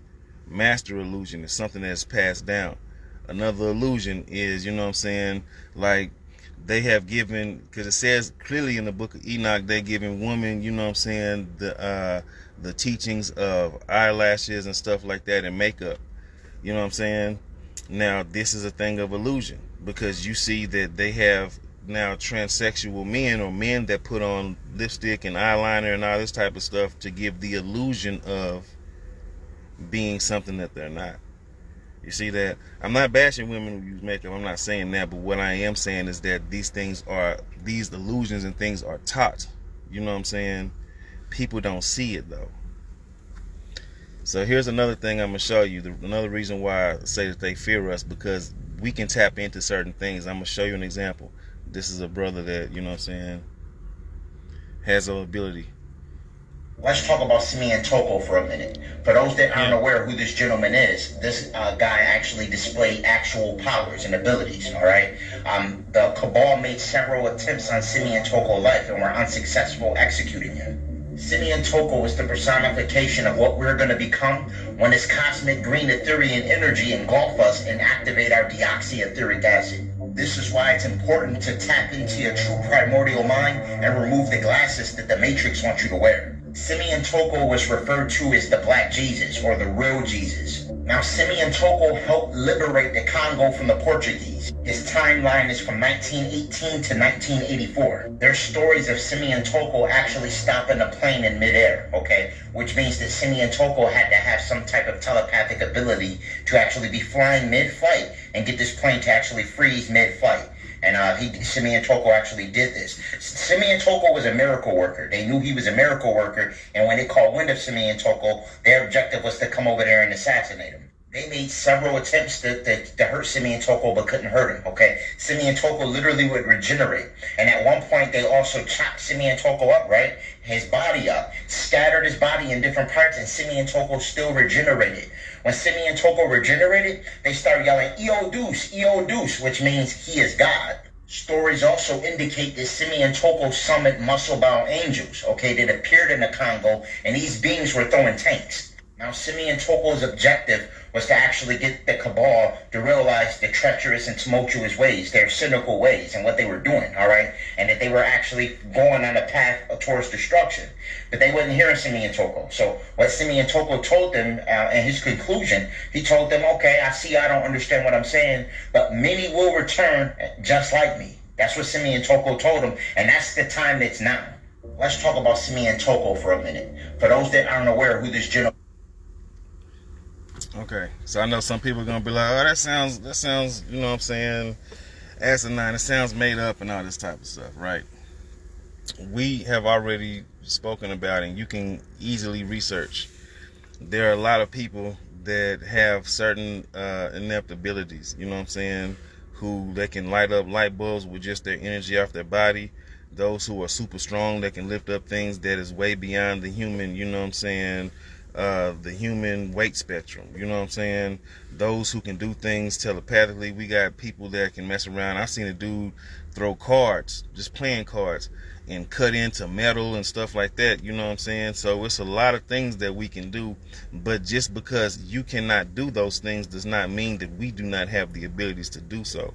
The thing about it is being able to focus and harness your energy correctly. You know what I'm saying? You have to be in the right frequency, and then you also, there's a science to it as well. You know what I'm saying? And it has something to do with the gut feeling, the gut. You know what I'm saying? The source. This is where the balance of us are. You know what I'm saying? Is in the gut. You know what I'm saying? This is not going to be allowed to speak about that. I'm not going to go off topic and everything like that. But just know that I know a lot about, you know what I'm saying? Or not a lot, but I know enough about certain things, you know what I'm saying? Just like I told you that our body, we have a electromagnetic field, you know what I'm saying? And this circulates energy. This is another way that we're able to sense energy and feel those who are around us, if they have negative connotations towards us, or if they have positive attributes towards us, you know what I'm saying? You know what I'm saying? Or positive gestures or whatever, you know what I'm saying? In our atmosphere, because we can feel those things. This is how we're able to discern. It's a gut feeling. You see it? That right there shows you that it's something that's within, you know what I'm saying, the solar plexus. Now, aside from that, right, this is another reason why these entities do not want us to wake up, because if we're able to wake up and know certain things, then it's like, well, dang, because you have to think about it. Monks train, you know what I'm saying, winter to winter, being able to physically, you know what I'm saying, with a few fingers, cut through rock, you know what I'm saying, make their body super hard, train their bodies and their minds to be able to do things that is above the normal capacity, you know what I'm saying, of just being a human.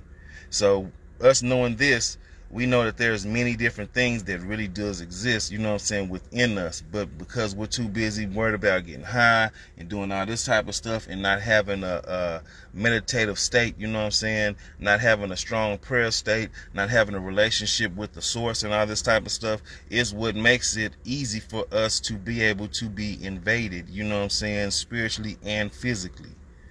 The more that you do not have of, the more that you are not the more that you are not filled of, this creates that much more space for anything else to take place.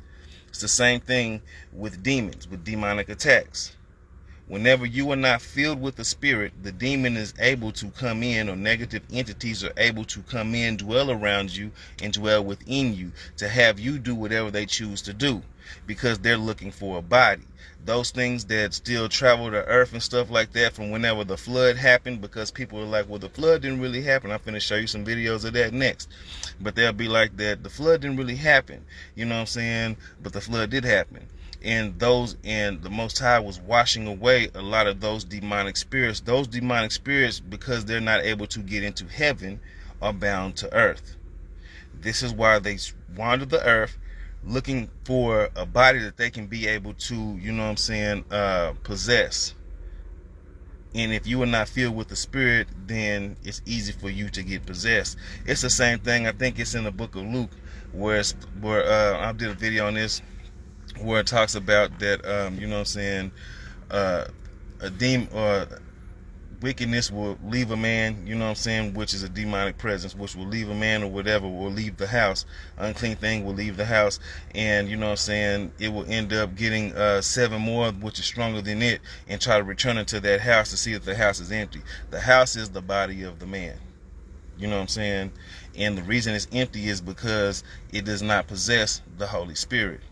Now, when it possesses the Holy Spirit, then that house is not empty. So then they can't possess it. But because the house was empty, then they end up possessing it, and then the state of man, of that man, is worse than before. It's true. Let me go into that, right? Let's go into that real quick.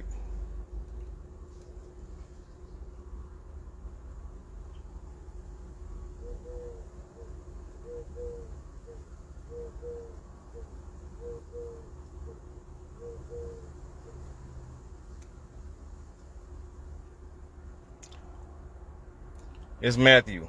My bad. Right? Okay. So it's in Matthew. And I'm going to show y'all with this. Since we showing and telling, we're going to show you.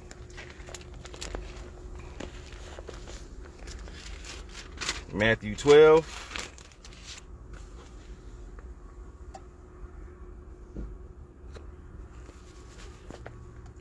And what is it? 40. Damn. So boom. Okay. So check it out.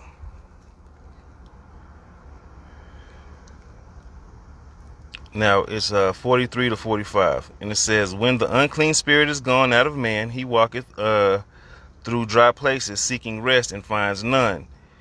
Then he said, I will return to my house from whence I came out, right? Which we know it's man, because it says clearly right there in 43 on the second line, out of a man. So when I will return unto my house from whence I came out, and when he is come, he findeth it empty, swept, and garnished.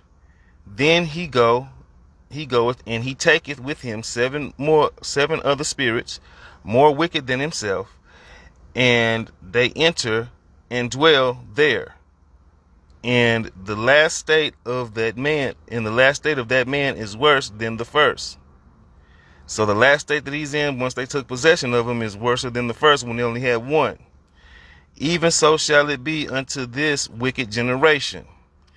Because the thing about it is saying that they're not filled with the Holy Spirit, nor do they want to be. This is why, you know what I'm saying, Hashatan, you know what I'm saying, the wicked ones, the evil ones, tend to constantly show these things in order for people to dabble into. People don't believe it, but there's a lot of truth in this. We see it clearly all around us, but not too many people want to see it. There's one thing that, Brother Dick Gregory had spoke about, and I seen a video about it, and he was like that, it's like the universe gives you these glasses, and it's one rule to the glasses is that you put them on, but you can't force anybody else to wear them. So it's crazy because you can see and you can't never take them off. So it's really two things. You can't force anybody else to wear them, and you can't take them off. So for those of us who are able to see the things, you know what I'm saying, are able to perceive and see what it really is, and we're trying to get other people to awaken. You know what I'm saying? It's another reason why there's an attack that's supposed to be staged on the woke movement, because those who are able to see are able to show.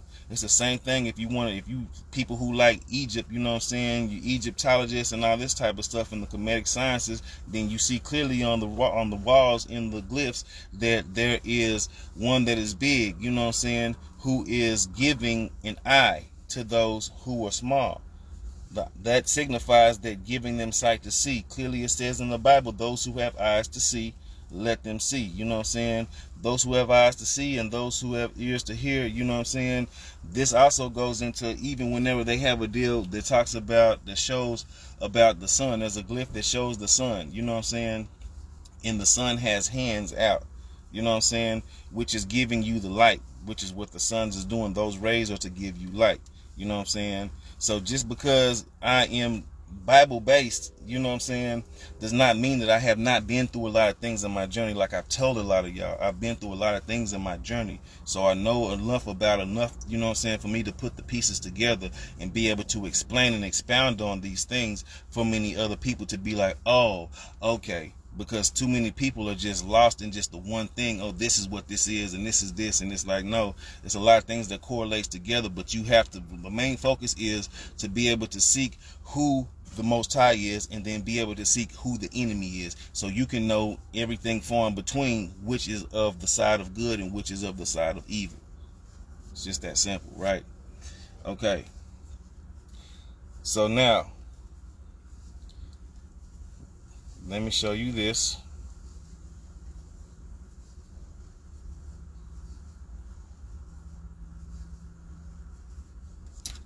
Just like I said earlier about the 200 fallen angels, right?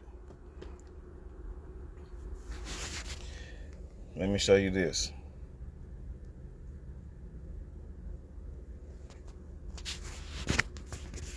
In bed. No Freemasonic Bible. 1955. Earth. The earth was regarded as the universe itself, every other body, the heavens, sun, moon, and stars being subsidiary to it. There seemed traces of the idea that the world was a disk, bordered by the ocean and Jerusalem as its center. Heaven. The Jews divided heaven into three parts: the atmosphere, where the clouds gather; the firmament, in which sun, moon, and stars are fixed; and the upper heaven, the abode of God and his angels.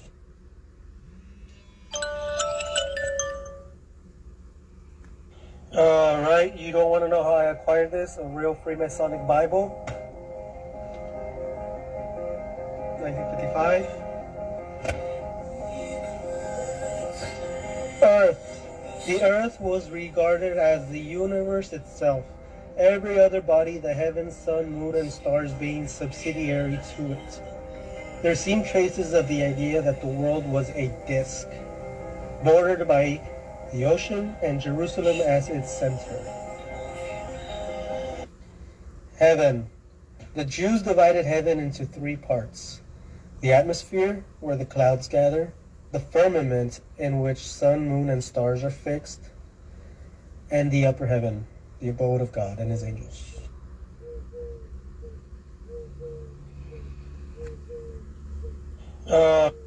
Right? Okay. So now, I found this very interesting.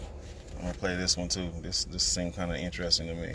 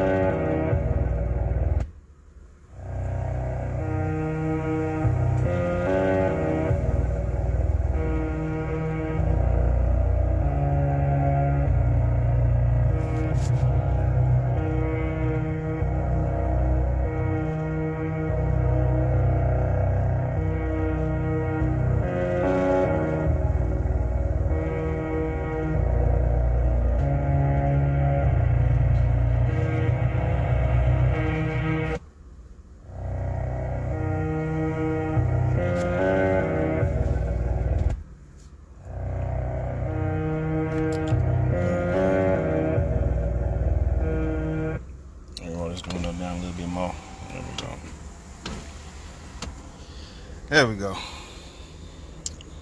Now, I find that very interesting. Some of y'all is like, what's going on? You have to probably, as you play this video back or whatever, hit the little 10 seconds and go back and then pause it and read the, you know what I'm saying? Gotta make y'all kind of work for it. It won't be so easy.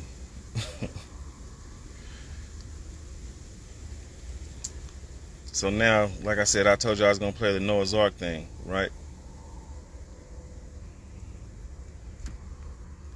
If you look at the country of Turkey, at the far right-hand side, you will see a mountain called Mount Ararat. It is 12 miles from the Russian border. On a Turkish map, it's called Noah Ungamshi, which means Noah's big boat. That's the name of the region. They've got signs, you drive right up to it. In 1978, there was an earthquake, and either it lifted up or the ground dropped down. I don't know. The result's the same. It is now sticking up out of the ground about 18, 20 feet. But radar scans show that there are deck timbers, some kind of huge timbers in there.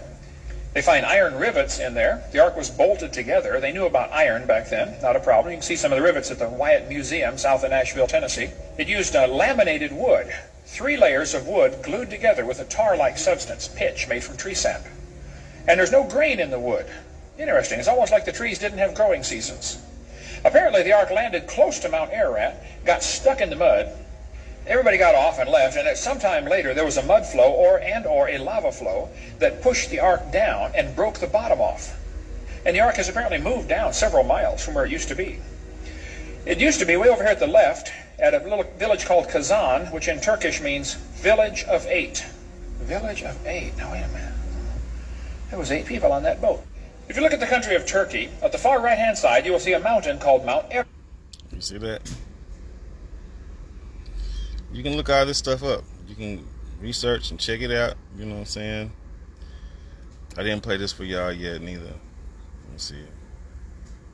I don't think I sent myself the other thing about the Noah's Ark deal. About the Red Sea. But that's cool. Let me play this for y'all. Show y'all this. I don't think you're ready for what I'm about to present in this video. I really don't think you're ready for what I'm about to present in this video. And it all starts in the most unlikely of places. A place they want us to think is nothing but a third world wasteland. But in reality, it's a place fit for a king. Well, maybe not a king, but definitely an angel. 200, as a matter of fact. 200 fallen angels.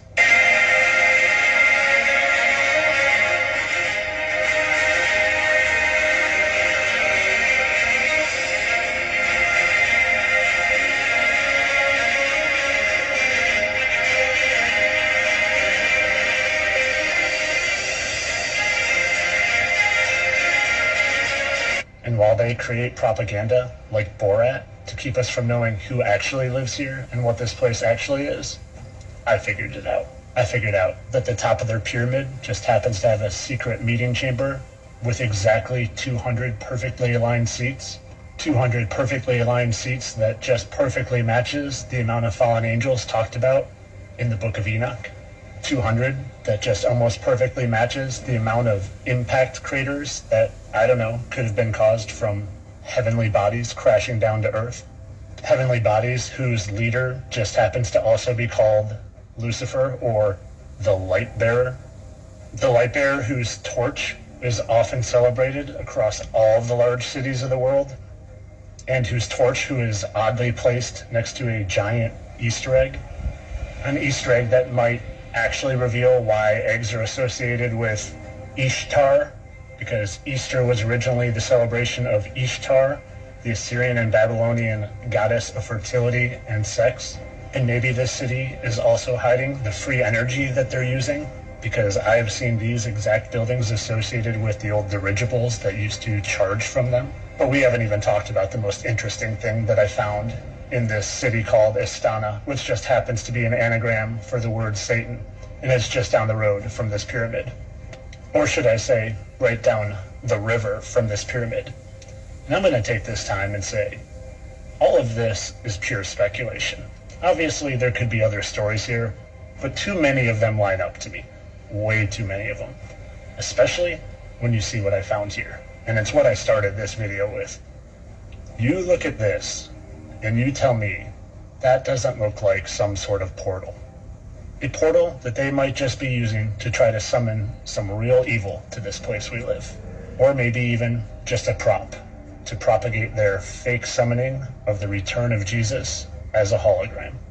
All I know is there's one thing I definitely know in all of this, is that this movie was created with intention to tell a vision of what this place actually is. Because I would put my money on it that 99% of you have never heard of the city in Kazakhstan called Astana. But you guys know I'm just kidding about all this. I don't really think 200 fallen angels are the actual controllers of this place we live. That's just silly. And I definitely don't think they build an egg and a light-bearing torch to worship anybody. Totally not. You guys know I just love to entertain you and create these fairy tales and stories of evil versus good that they don't really exist. I don't really believe in Satan and Lucifer and all the fallen angels. I don't think you're ready for what I'm about to present. Right. So now there's one more I'm going to show y'all, and then we'll probably end this. I won't take up too much of y'all time. I feel like it's probably been like 2 hours, if I'm not mistaken. I said I was going to try to make it short, but obviously it's not. I got 2 more videos to show you. I'm sorry. One of them, let me see here.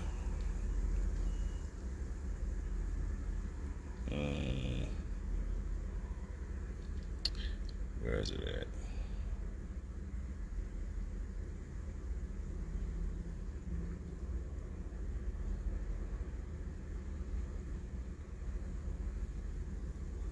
Here it is right here. Boom.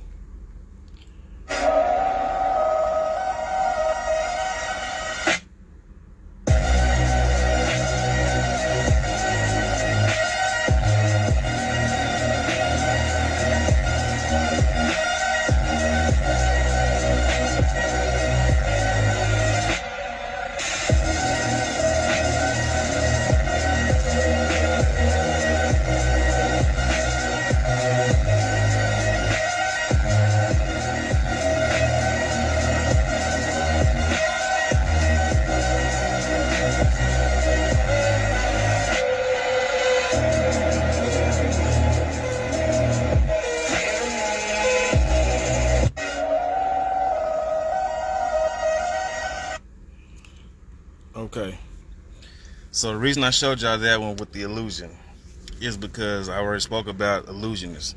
And some people are not able to comprehend how certain things work, right? I did a post a long time ago speaking about, you know what I'm saying, what is it? The Bermuda Triangle. And then also, you know what I'm saying, them having an access point of a real hole inside of the world, right?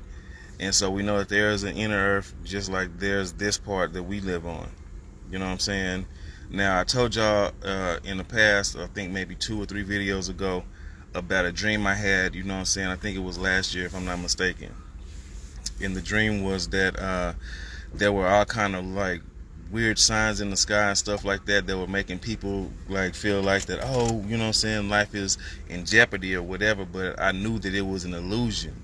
And so I was trying to tell people that it was an illusion, but everybody was panicking and all this type of stuff.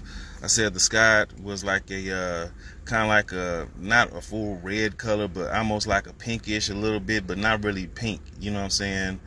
And it was like the moon and the sun was dark, you know what I'm saying? And everybody was just scrambling, you know. But this kind of goes a little bit with it. I wish if I could just take the vision that I seen in my dream and just put it in y'all's minds for y'all to see it, then y'all would understand that, oh, okay, I get it now, you know what I'm saying? Because Project Bluebeam and all these things that they're going to try to really be able to do, you know what I'm saying? And also you got to keep in mind, because sometimes people like myself can speak about events and they'll hear that we speaking about these events, and so they'll be like, well, let's not do it now, let's go ahead and hold off on it.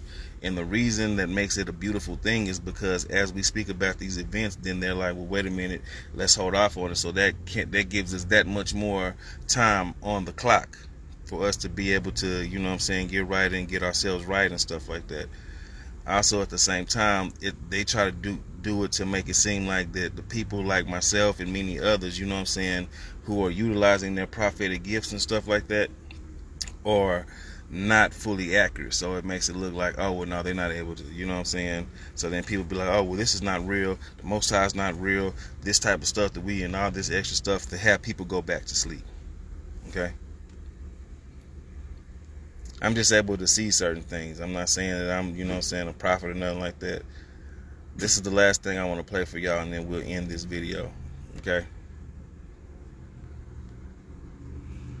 The way to gain control of the most intelligent, powerful species on the planet would be to completely divide them from the web within themselves. As soon as they are old enough to begin creating an understanding of who they are, force them into a system that teaches them that it is wrong to be yourself if yourself is different from what is accepted as normal. Confuse them about their own biological makeup so that they think that permanently altering their body is the answer to happiness. Require their daily attendance at an institution that makes them focus only on the information that is provided. Make them attend that institution from age 5 until an adult and repeatedly test them on the information so that it becomes their truth. Give them an explanation to everything so that they never have a chance to make their own assumptions of the world. Scold them and humiliate them if they suggest an opinion that opposes that of their authorities. Keep reminding them of how cruel their ancestors were to each other in the past and broadcast how cruel they are to each other in the present. Only show them tragedies on the news so that they live in fear and think the worst of one another. Convince them that their species used to be that of an incognizant wild animal. Make them think that their very existence is so incredibly random that they lack purpose and struggle to make sense of a creator. Tell them that their kind is as smart as they've ever been so that they don't question the integrity of the system that they're in. Provide them idols with artificial beauty and use them as examples of what it is to look perfect so that they are never content with their own appearance and can't help but to compare themselves amongst each other. The best way to gain control of the most intelligent, powerful species on the planet would be to the more you know, right? So this is why this is called Show and Tell. I hope y'all enjoyed it. I hope y'all are able to actually see the message for real, what's going on, you know what I'm saying? And I just encourage you to stay prayed up for real, you know what I'm saying? Those of y'all who are really taking the attempt and the time to really, you know what I'm saying, self-reflect and correct and to grow and to glow for real in the right, you know what I'm saying, direction, I'm proud of y'all for real, you know what I'm saying? Those who just want to take it as a joke, that's cool, you know what I'm saying, this ain't for y'all. we're no longer worried about that. You know what I'm saying? So y'all do what y'all do. You know what I'm saying? But just stay over there. But just know that humanity is not able to grow, you know what I'm saying, and into its full, you know what I'm saying, scale of positivity and love if there's nobody practicing, you know what I'm saying, loving themselves and being able to love others, you know what I'm saying, being delicate and gentle with others, accepting others for who they are, how they are. Not everybody is to control everybody, you know what I'm saying. People will judge and all this type of stuff, but those who don't really know how to judge righteously judge erroneously, my bad, you know what I'm saying. Those who are utilizing the spirit will judge by the spirit, you know what I'm saying, being able to decipher and being able to do it, and it's all correctiveness for our brothers and sisters, you know what I'm saying, for us to be able to be one as a family within the powers of the Most High, you know what I'm saying, within the will of the Most High, let me say that, not the powers, you know what I'm saying. But I just pray and hope that y'all having a blissful day. I keep y'all in my prayers seriously. You know what I'm saying? I'm not making stuff up when I say that. I don't just be like, oh, I pray for you and then don't pray for you. No, I really be praying for y'all. Those who I don't know, you know what I'm saying?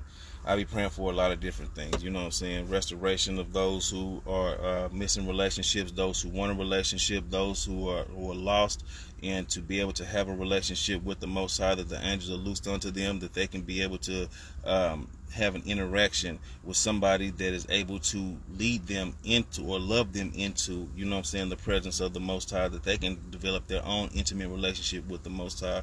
Those who are in abusive relationships, those who are in broken families, those who are in happy families, those who are in complete great relationships, you know what I'm saying, those who are lost out there on the streets, those who are homeless, you know what I'm saying, those who are, also those who are being trafficked, those who are separated from their family, those who have lost family members, you know what I'm saying, may the Most High be able to seek comfort or loose comfort over them, you know what I'm saying, that they may be able to be comforted, and then, you know what I'm saying, able to be, basically, I guess, embedded into that's not the right word, that's the only reason I'm stumbling, because I don't know the right word for that, but it's basically to be able to, you know what I'm saying, encompass a loving relationship with the Most High, that he may be able to keep them secure, you know what I'm saying, and keep him in the shadows of his wing. So it's a lot of things that I pray for, you know what I'm saying.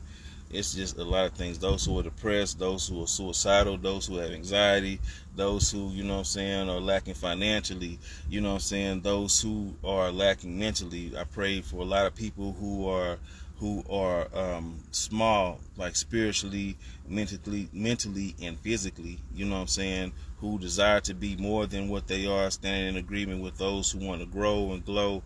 Like, it's just a lot of things, you know what I'm saying, aside from the animals or the creatures of the air, land, and sea, and then praying over the, you know what I'm saying, Malakim, the angels and stuff like that. So it's just a lot of things. I really do be praying for y'all seriously. You know what I'm saying? I really didn't have to explain a lot of that, but just to kind of give y'all an idea, because that's just a little sum of it, but it's a lot more, you know what I'm saying, that goes into it seriously. You know what I'm saying? And so I just want y'all to be encouraged seriously, you know what I'm saying, and just keep your eyes open and operate in love for real, you know what I'm saying. Those who are really trying to configure, you know what I'm saying, their heart posture daily, you're gonna get it, you know what I'm saying. It's not something that goes overnight. Some people, we make it look easy, and it's not very easy at times, you know what I'm saying. There's sometimes that people get on our nerves and stuff like that, you know what I'm saying, but one thing is that we don't curse these people. You know what I'm saying? We feel some type of way about certain stuff, and it gets draining, but that's whenever we just go ahead and pray and then get a recharge.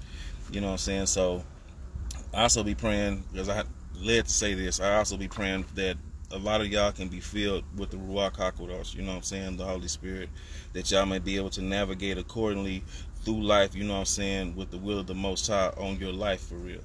You know what I'm saying? So those of y'all who are connected with the Holy Spirit and everything like that, I see y'all. I have an ample amount of love for y'all and appreciation, seriously. You know what I'm saying? Because I appreciate y'all for accepting and opening up and being willing, you know what I'm saying, to be, you know what I'm saying, to submit your flesh and be able to decrease carnally and increase spiritually. So that way, because you become a beacon to other people who operate in the spirit. because we all have to help support each other. You know what I'm saying? There's a word that can be given to you that I might need. It's a word that's given to me that he or she might need. You know what I'm saying? And these things is what helps us build, because we are truly a divine, you know what I'm saying, in a divine reciprocity of the body. You know what I'm talking about? And so the hands need the feet, just like the feet need the head, the eyes, the heart. You know, all this type of stuff operates as one body. So just be, you know what I'm saying, just be great. You know what I'm saying? I really love y'all and I appreciate y'all. You know what I'm saying? I thank y'all for giving me your time, and I just pray that y'all have a day of excellency, you know what I'm saying, favor and grace abundantly, you know what I'm saying, efficiently. And I also plead the heavenly armor over you all, you know what I'm saying, the helmet of salvation, the breastplate of righteousness, the girdle of truth, the shouts of the gospel, the shield of faith, and the sword of the spirit, aka the word, you know what I'm saying. And that y'all might be able to walk in that anything, any contract of the enemy, any negative connotations, any witchcraft or sorcery, you know what I'm saying, we cast holy fire over it, we bind it up, and we cast it down into the pits of hell in the name of Yahushua HaMashiach, you know what I'm saying, in the name of the Father, you know what I'm saying, the great I am that I am, you know what I'm saying, truly. So love y'all, love your families, love your moments, love your life, you know what I'm saying, and just live to love to live. Okay? So, shalom, shalom.